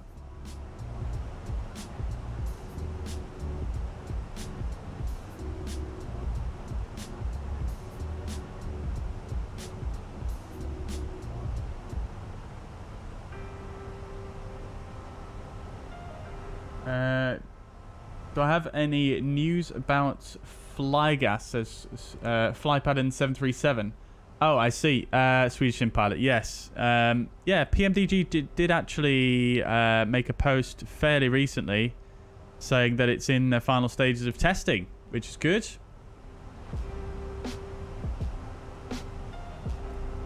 Come down to 250 now.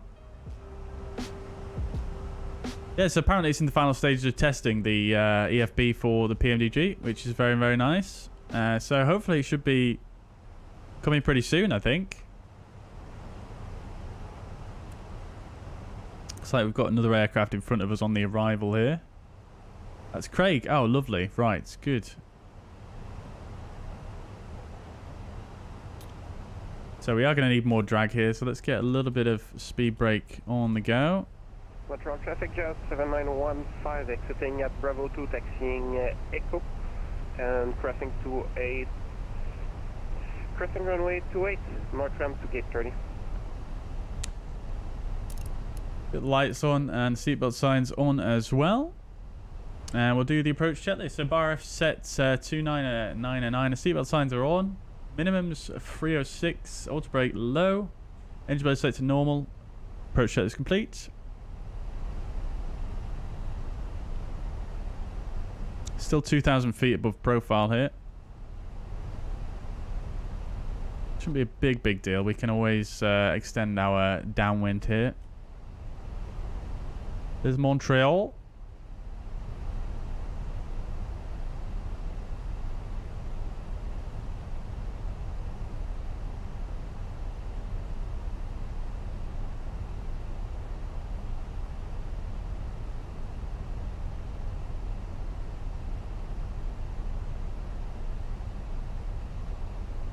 Craig says, I never understood this when I set a new FCO altitude between waypoints. Does the autopilot attempt to get me to that altitude by the next waypoint? I always assumed it would, but now I'm not sure. No. Your waypoints really don't have any bearing on the FC. Well, it does and it doesn't. But the FCU altitude is basically you telling the aircraft, I want to go down to this altitude. And then the aircraft is going to, depending on what mode you use, it's either going to descend straight to that altitude, or it's going to basically take into account the vertical profile, basically VNAV. So, for example, here, we've got 4,000 restriction here, at or below 4,000 at Sildo, right? So, I'm in DES currently. So what the aircraft's trying to do currently is trying to descend so that it recaptures the vertical profile, which is going to try and get us to below 4,000 by Sildo. So if I actually wind the altitude down to 3,000 like this, In fact, we'll go it down to 2,000. You can see at Kurdu, we've got a minimum altitude of 3,000. So 3,000 appears magenta, even though we've selected 2,000 there. So it's going to respect that constraint there. However, if I pull and go open descent, that goes blue, and now it's basically just going to descend straight to 2,000. So that's how it essentially works. Yeah, hopefully that answers your question. But if you don't have any restriction at the next waypoint, regardless of whether you're in DES or open DES, yeah, it shouldn't really make any difference regarding which waypoint is which. It's all about yeah, it will just descend or climb to whichever altitude you set.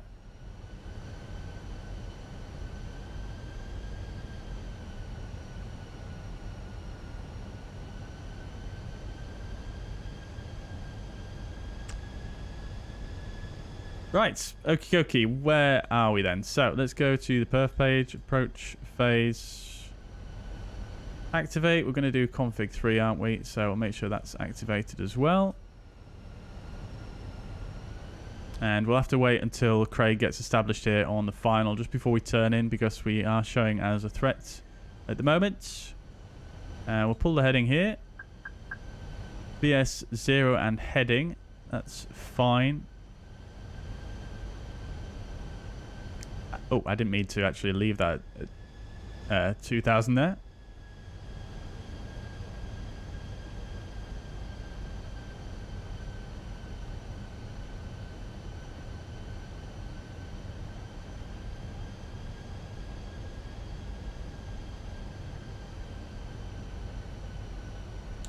So we'll go VS 500 here, down to 3,000. And we'll turn in.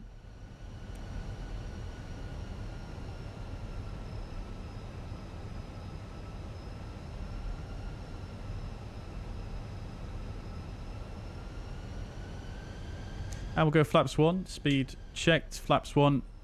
I'm going to do that to allow us to slow down a little bit. It just gives a bit more spacing before, you know, behind Craig.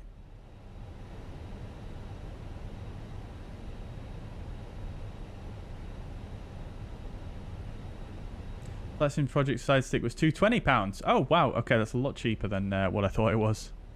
Very nice. I might have to look again at that when I'm feeling a bit richer. Addon, welcome to chat. Hope you're doing well. Welcome indeed.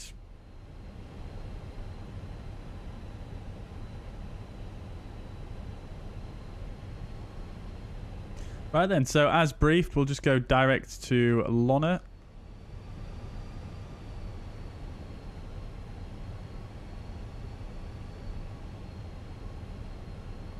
I'm just going to slow the rate of descent now and just try and follow the VDEV.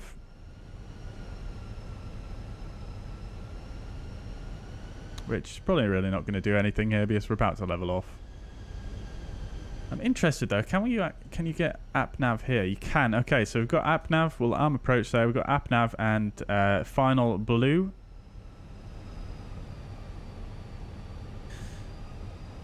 Alt star.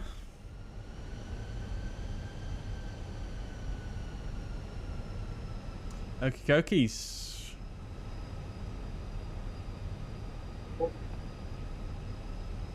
What was traffic 21 is good. It's fully established. Runway 24 right. Alright, we'll slow down a little bit more just to give a bit more space. Come down to 175.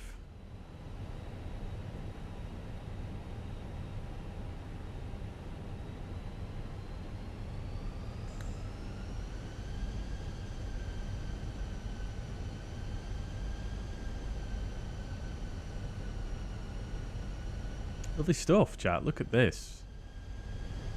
It's Montreal with this thin layer of fog and cloud. There's Craig just down there, I think.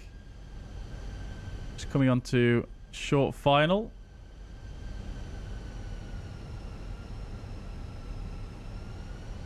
So, we are 12 miles out.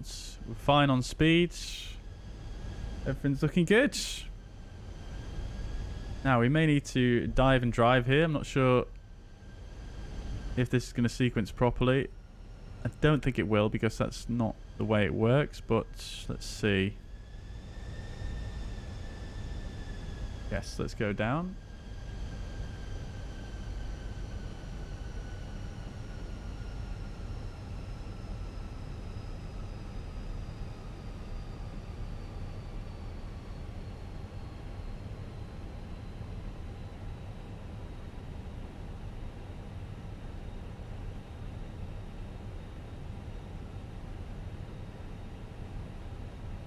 And we should get final app taking over these two boxes when we get to Volax. Alright, 2500 is checked. Montreal traffic fuzzy 58 Yankee is established on the RNAV Zulu for 24 right. We've got about 8 miles to go. Montreal. Right, so we'll go flaps 2. Speed is checked.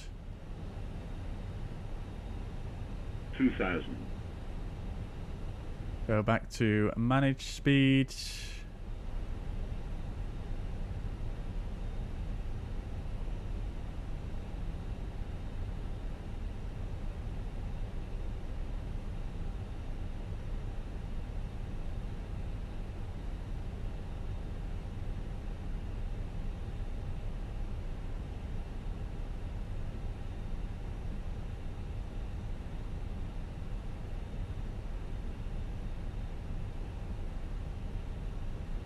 We're looking good.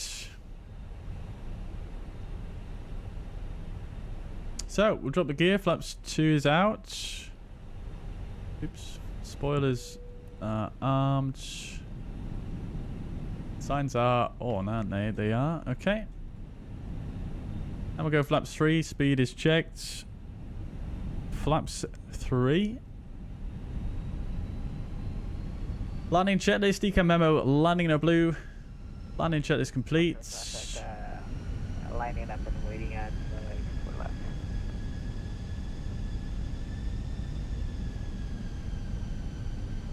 Quite light winds here, but mostly crosswind.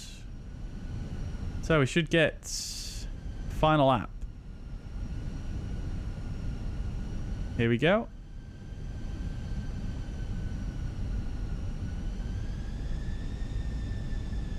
Final lap. Go around altitude is 3,000 feet. That is set. Good stuff. Right.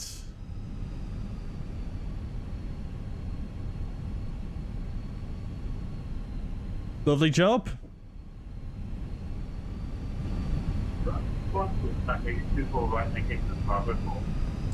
Okay, good. Craig's vacated. Love to see it. Very nice. Bravo 4 as well. Very good. 1000. Montreal short final 2-4 right. Fuzzy 58 Yankee Montreal. All right, let's do this thing, chat. It's pretty gusty here. Quite a lot of turbulence.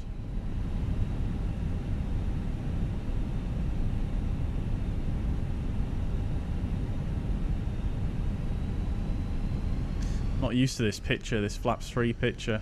500. Got one white at the moment. 2 whites, 2 reds now. Need to get a bit more over to the right here.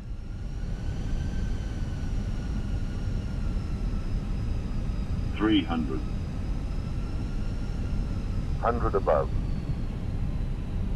Oh, I forgot to do a replay. No, chat. No. Come on now. Minimum. Continue. 100. Well, at least we've got Newsky here. 50. 40. 30. 20. Retard. 5.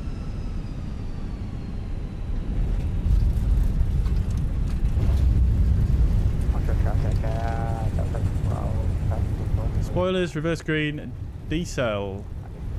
Yeah. That felt very strange on landing there. Considering the light winds, that felt, yeah, that was pretty tough, I feel. Reverse is stowed. And what we got here, that's Bravo. I can hardly read it, Bravo 2.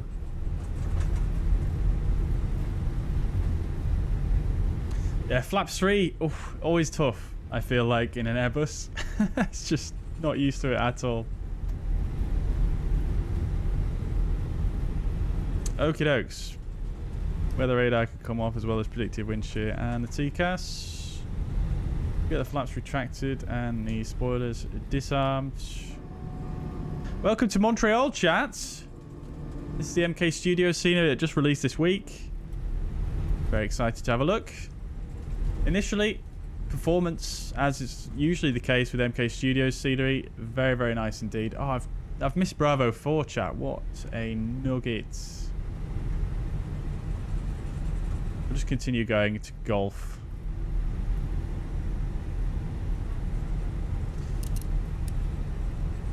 Get the APU master on and the APU started.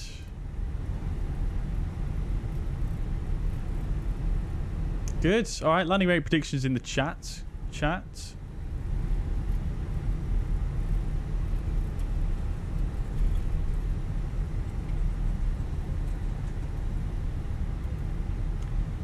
Maybe it said go around. Do you think that was a go around?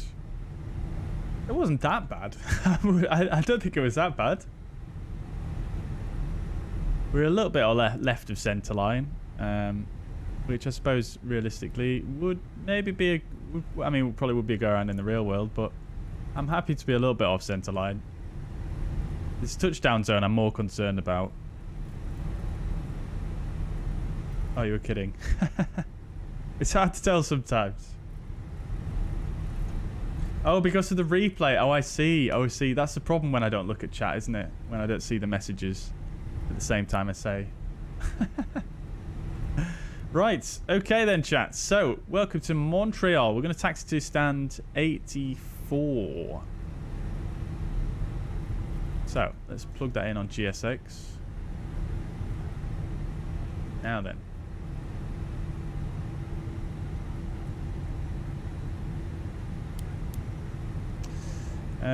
So it's going to be 84.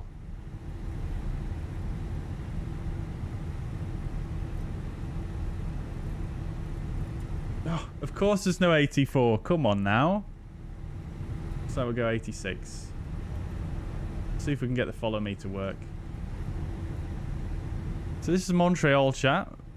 Looking very nice, I have to say. These ground textures looking pretty tasty as well. Very good. Also, on that approach there, we had a mode reversion as well, just as I was coming over the threshold, didn't I? Which is a little bit odd.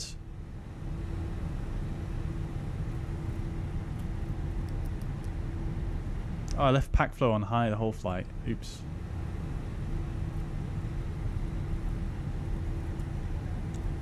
Right. Okay, after landing check, this radar and predicting wind shear off. After landing check is complete. There's the follow me, speeding along.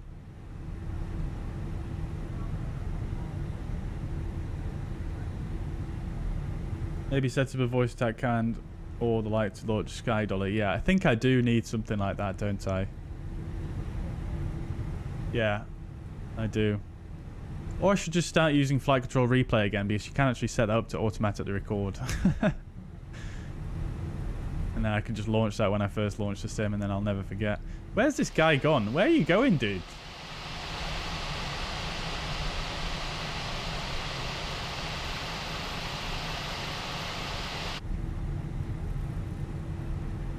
Nice custom buildings, though.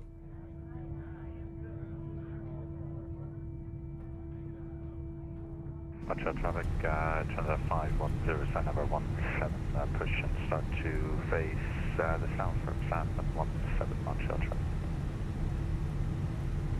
It's looking very nice. I mean, from the video that I saw, the Aviation Lads video, This definitely looks like it could be one of MK Studio's best sceneries to date, I think.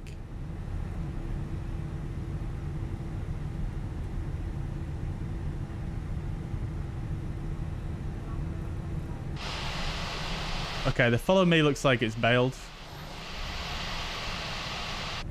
Oh, there it is. Finally. Come on now, my friends. We're nearly there. Follow me. Let's go. I think the proper procedure is you're supposed to wait for them to arrive. You're supposed to stop and wait before you carry on, but ain't nobody got time for that. Oh, we're stuck. There we go. Right. Off we go then, chats.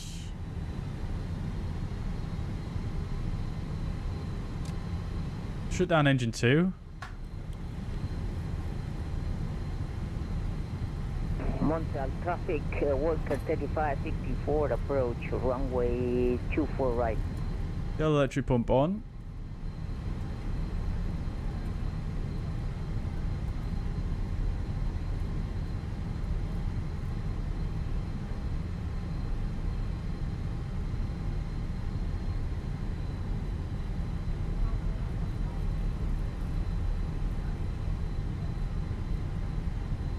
What is this building in front of us? Oh, wow. Okay, it's like a car park or something. It just looks like totally just one... It looks like just a block, but it's actually mesh. It's very difficult to see, though, from a distance. Right, here we are. Courtesy of our follow me. Get the taxi lights off.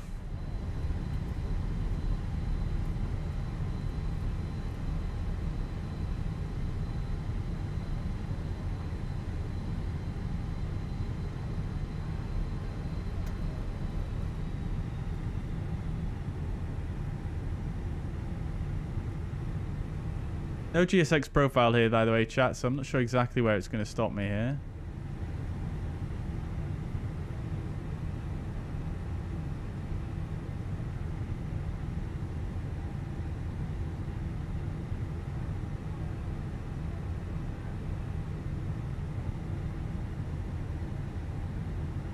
We've run out of steam. Single engine.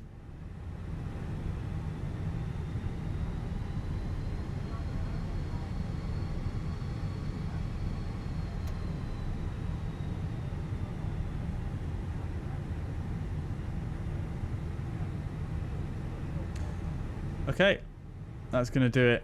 Probably not gone far enough, but that's fine with me. Alright, APU is available. We'll get the left engine off. Yellow electric pump can come off as well. Fuel pumps off as well as the beacon light. Seatbelt signs can come off as well. Lovely stuff. Oh, he still wants us to go forwards. Let's see how we did.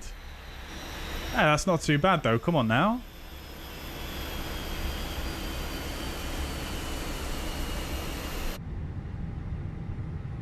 Let's get the ground crew to connect up. External power is in. Right. Okie dokies. So.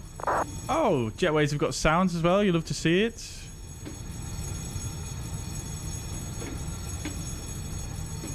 Very nice. Alright, so parking checklist. Parking brakes sets. Engines are off, wing lights are off, fuel pumps are off. Parking checklist complete.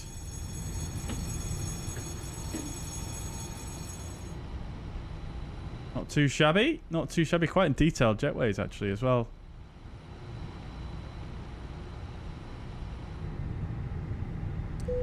Good stuff. Nice clutter. Air Canada. Traffic Coach under 510, taxing via Alpha for runway 2. Alright, welcome. Craig got a perfect 10. Amazing, dude. I don't think I would have got a perfect 10 though because of the crosswinds, but nicely done, my friends. I'm glad you enjoyed it.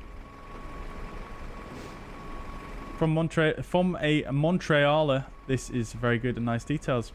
heard the FSIM Studios version will be even better.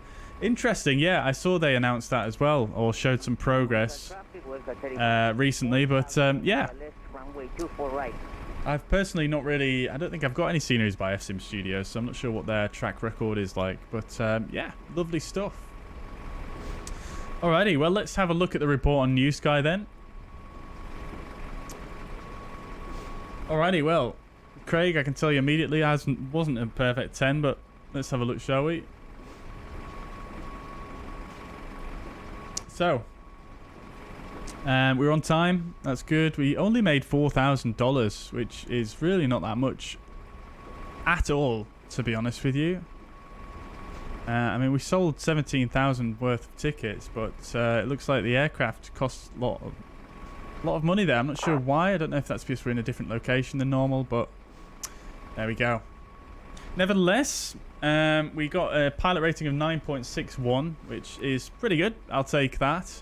Off centerline takeoff and then off centerline landing, which is what I really expected, to be honest. So we got docked 0.29 for that.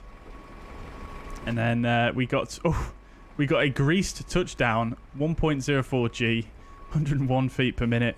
And we actually got docked for that, 0.10, because it was such a soft landing. So, yeah, we're off centerline, but we did make it. We did land within the touchdown zone, and it was absolute butter. So, yeah, I mean, take from that what you will.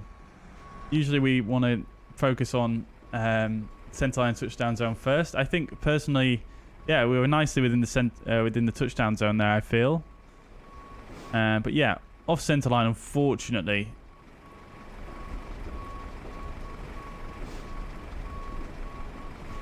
Although, yeah, I mean, we were, weren't we? So I'll take that. That's fine. Yeah, not bad at all. Not bad. Let's see who got closest then. Oh, there was only one prediction. 214. Oh, and 230. So the closest then would have been AV8 with 214. Right, lovely stuff. So we'll do a bit of a scenery tour of this airport in just a moment, but I just need to nip. Why has it done that? That's interesting. I've never had that happen before. Yeah, I just need to nip to the loo. So I'll be back with you in a second.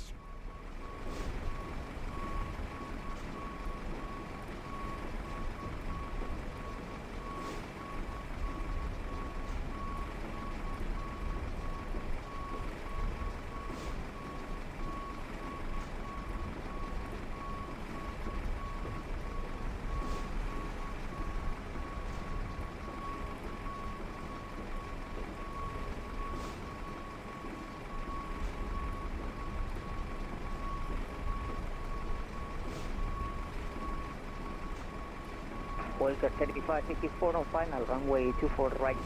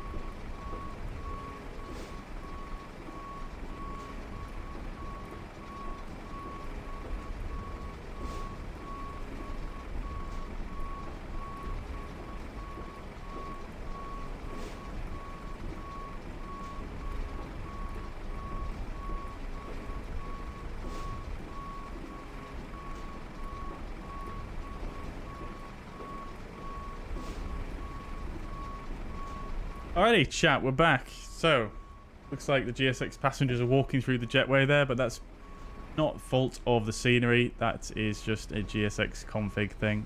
Like I say, no GSX profile for this one. And it doesn't seem to come with the airport either. So, yeah, that's that one. But yeah, I mean, let's do a bit of a tour, shall we? So, just sat at the stand. Pretty nice, I think. A nice bit of clutter. The ground textures and the ground markings are pretty nice. As is usually the case with MK Studios sceneries from what we've used on the channel so far, I do like MK Studios ground textures. They're always quite detailed and, you know, roughed up. And ground markings as well, always usually quite good as well, with the nice, you know, coloration. It's not too bright, it's not too dark. It's pretty good. Yeah, so let's just have a browse then, shall we? I'm just going to bring up the chart so I can actually sort of see where I'm going here. Get the music on. And yeah, so where are we then?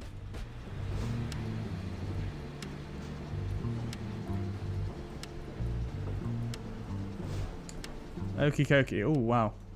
Right at the south tip of the airport, pretty much. So, yeah, let's just back out a bit, I think. Seems they were right at the edge.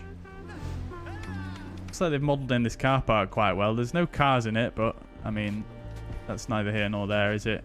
This mesh is also very nicely done, but I think the problem with this mesh is the level of detail on it. When you go distance away from it, it just kind of all merges into one, and it looks very, it doesn't look that great, does it? Like when we were taxiing in here, it doesn't look great, does it? It kind of just looks a bit odd. When you get closer, of course, you can kind of see what it is. Even at this stand, though, to be fair, you have to go pretty close in before it starts to look reasonable. But yeah, general modelling is pretty good. It looks like they've done some stuff out here as well. You've got some power lines.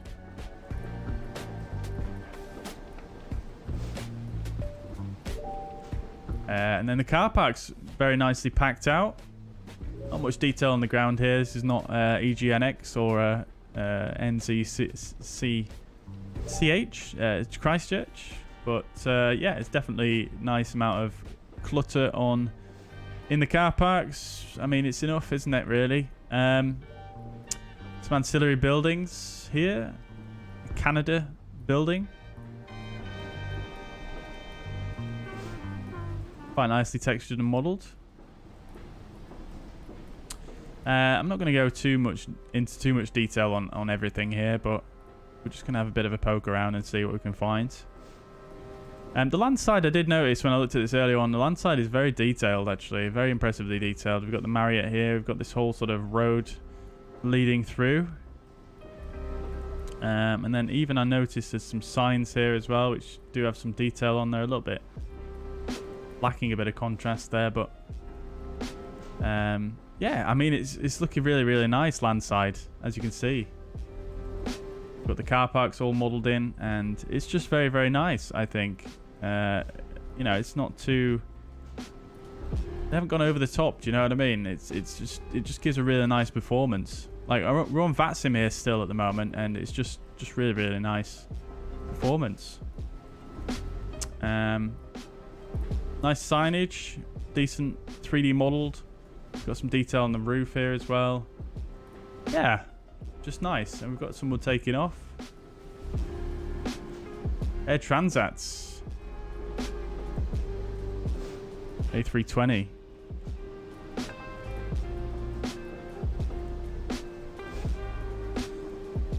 Yeah, so the land side's good. Let's have a look at the tower, shall we? The tower does have an interior. Nice. Good. Yeah, the glass is visible from the inside as well, which is always nifty. Yeah, very nice. I mean, again, like I say, it's no EGNX, but, you know, I feel like MK Studios always hit a nice sort of, you know, I feel like their sceneries are generally a little bit cheaper than your average scenery for this sim. And they always seem to hit a nice sort of price, quality, you know, compromise, if you know what I mean. There is actually an interior here. I didn't actually notice when we pulled in, but Looks like they've got a full interior in here as well, which is very cool.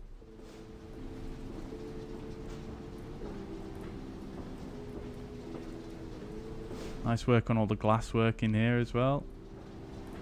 Custom jetways are quite nice.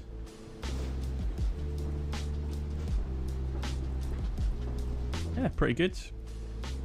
And yeah, I mean, this lower part of the main terminal looks pretty nice as well. I mean,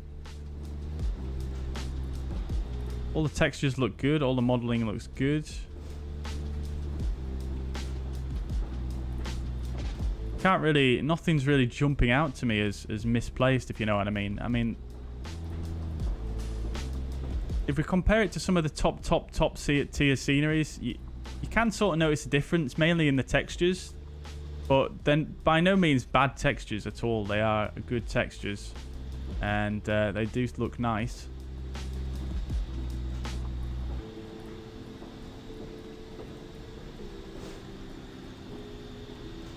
But yeah, all looking good. That looks like the interior is done fully throughout.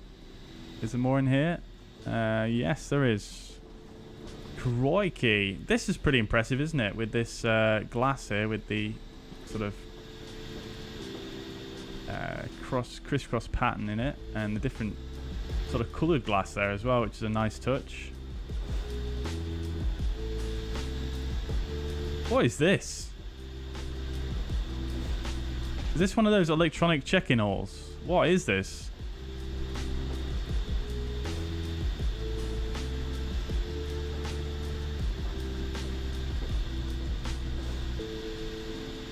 Now, after EGNX was released, it's hard to be pleased by other airports. Yeah, I know what you mean. It's like, it's just set a whole new standard, hasn't it? But yeah, I mean, it's very, very nice. This, I think I do agree with my prior statement that this is probably MK Studios' best. Look at this. Probably their best airport for Microsoft Flight Simulator so far. I mean, I do think Dublin V2 is very nice, but this is a much bigger airport than Dublin, isn't it? And yeah, I think it's definitely the best airport for the sim to date, which, yeah, it's very nice, I have to say.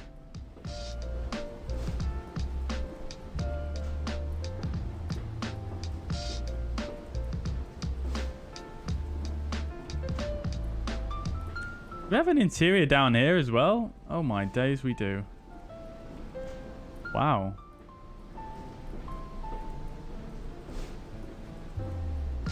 Very, very cool. I mean, I thought that was parallax from the outside, but it's not. Also, this is a very interesting little bit of the airport, isn't it, really?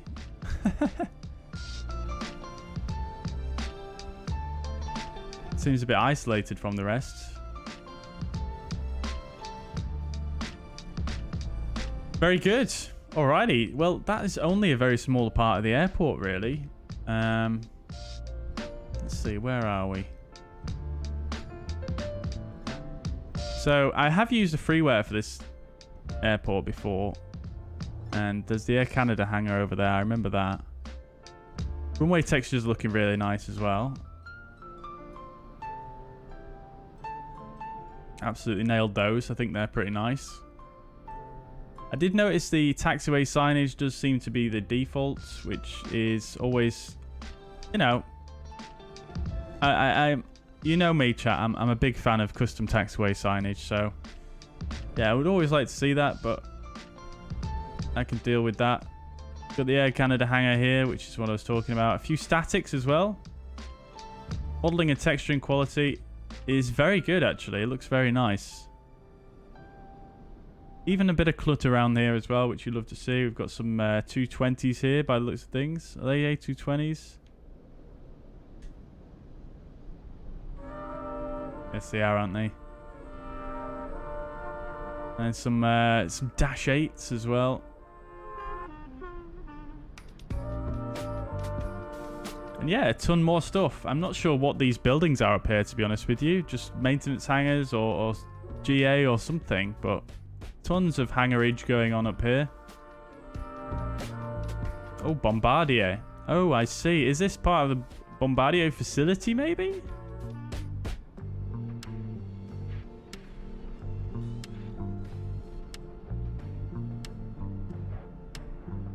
It's quite big, isn't it? Loads of car parking down here as well.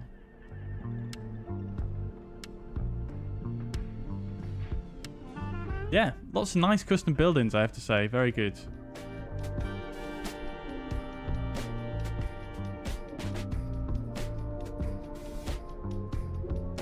The Air Transats. Air Inuit.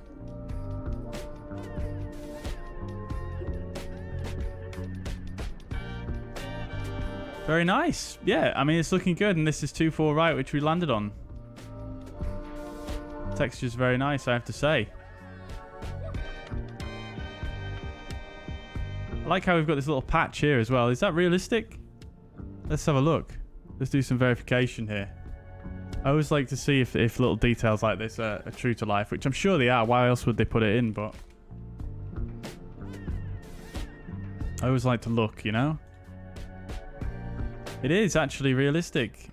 I mean, the satellite imagery is not great on Google, I will admit, but it does look like it is. So, you love to see it. Alrighty then, chat. Well, there you have it. That is pretty much most of Montreal here. Is it possible to turn off statics? Now, I had it sent to me through SimMarket.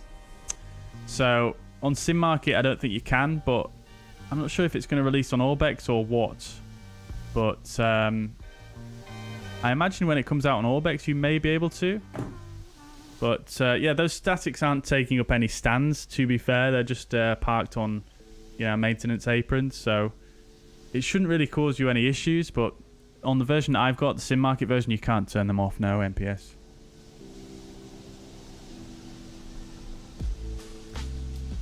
You got Stockholm. It looks good from distance, but a little disappointed. Textures is not at least 2 or 4K.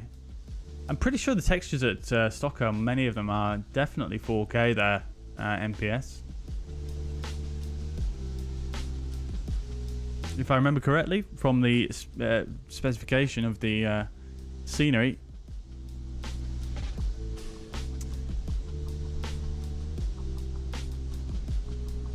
I absolutely love Stockholm. I think it's one of the nicest airports for the sim. Roy, welcome to the chat. Hope you're doing well. Probably mentioned 1,000 times who's excited for V2. Oh yes, we very much are. Indeed, indeed.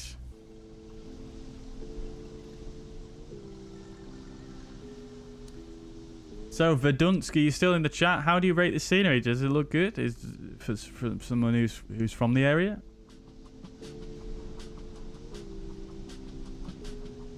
Then don't forget to launch voice attack. Yes, Liana, yeah. Yeah, I mean, yeah, what I would probably have to do is I'd probably have to add it to my list of programs that launch automatically with the sim. That would probably be the only way. MPS, I'm glad I'm not the only one. I'm so glad. Right then, guys, that is going to be it from me for today, I think. So, apologies, no return leg, but I can feel my voice getting quite sore because it's probably the first time in quite a while that I've sat and spoke and projected my voice into a microphone for multiple hours for a few weeks. So I think my voice has taken a little bit of a hit. So I'm going to call it there, but we will be back on Tuesday for another stream. And I'll post the full schedule at some point on Monday.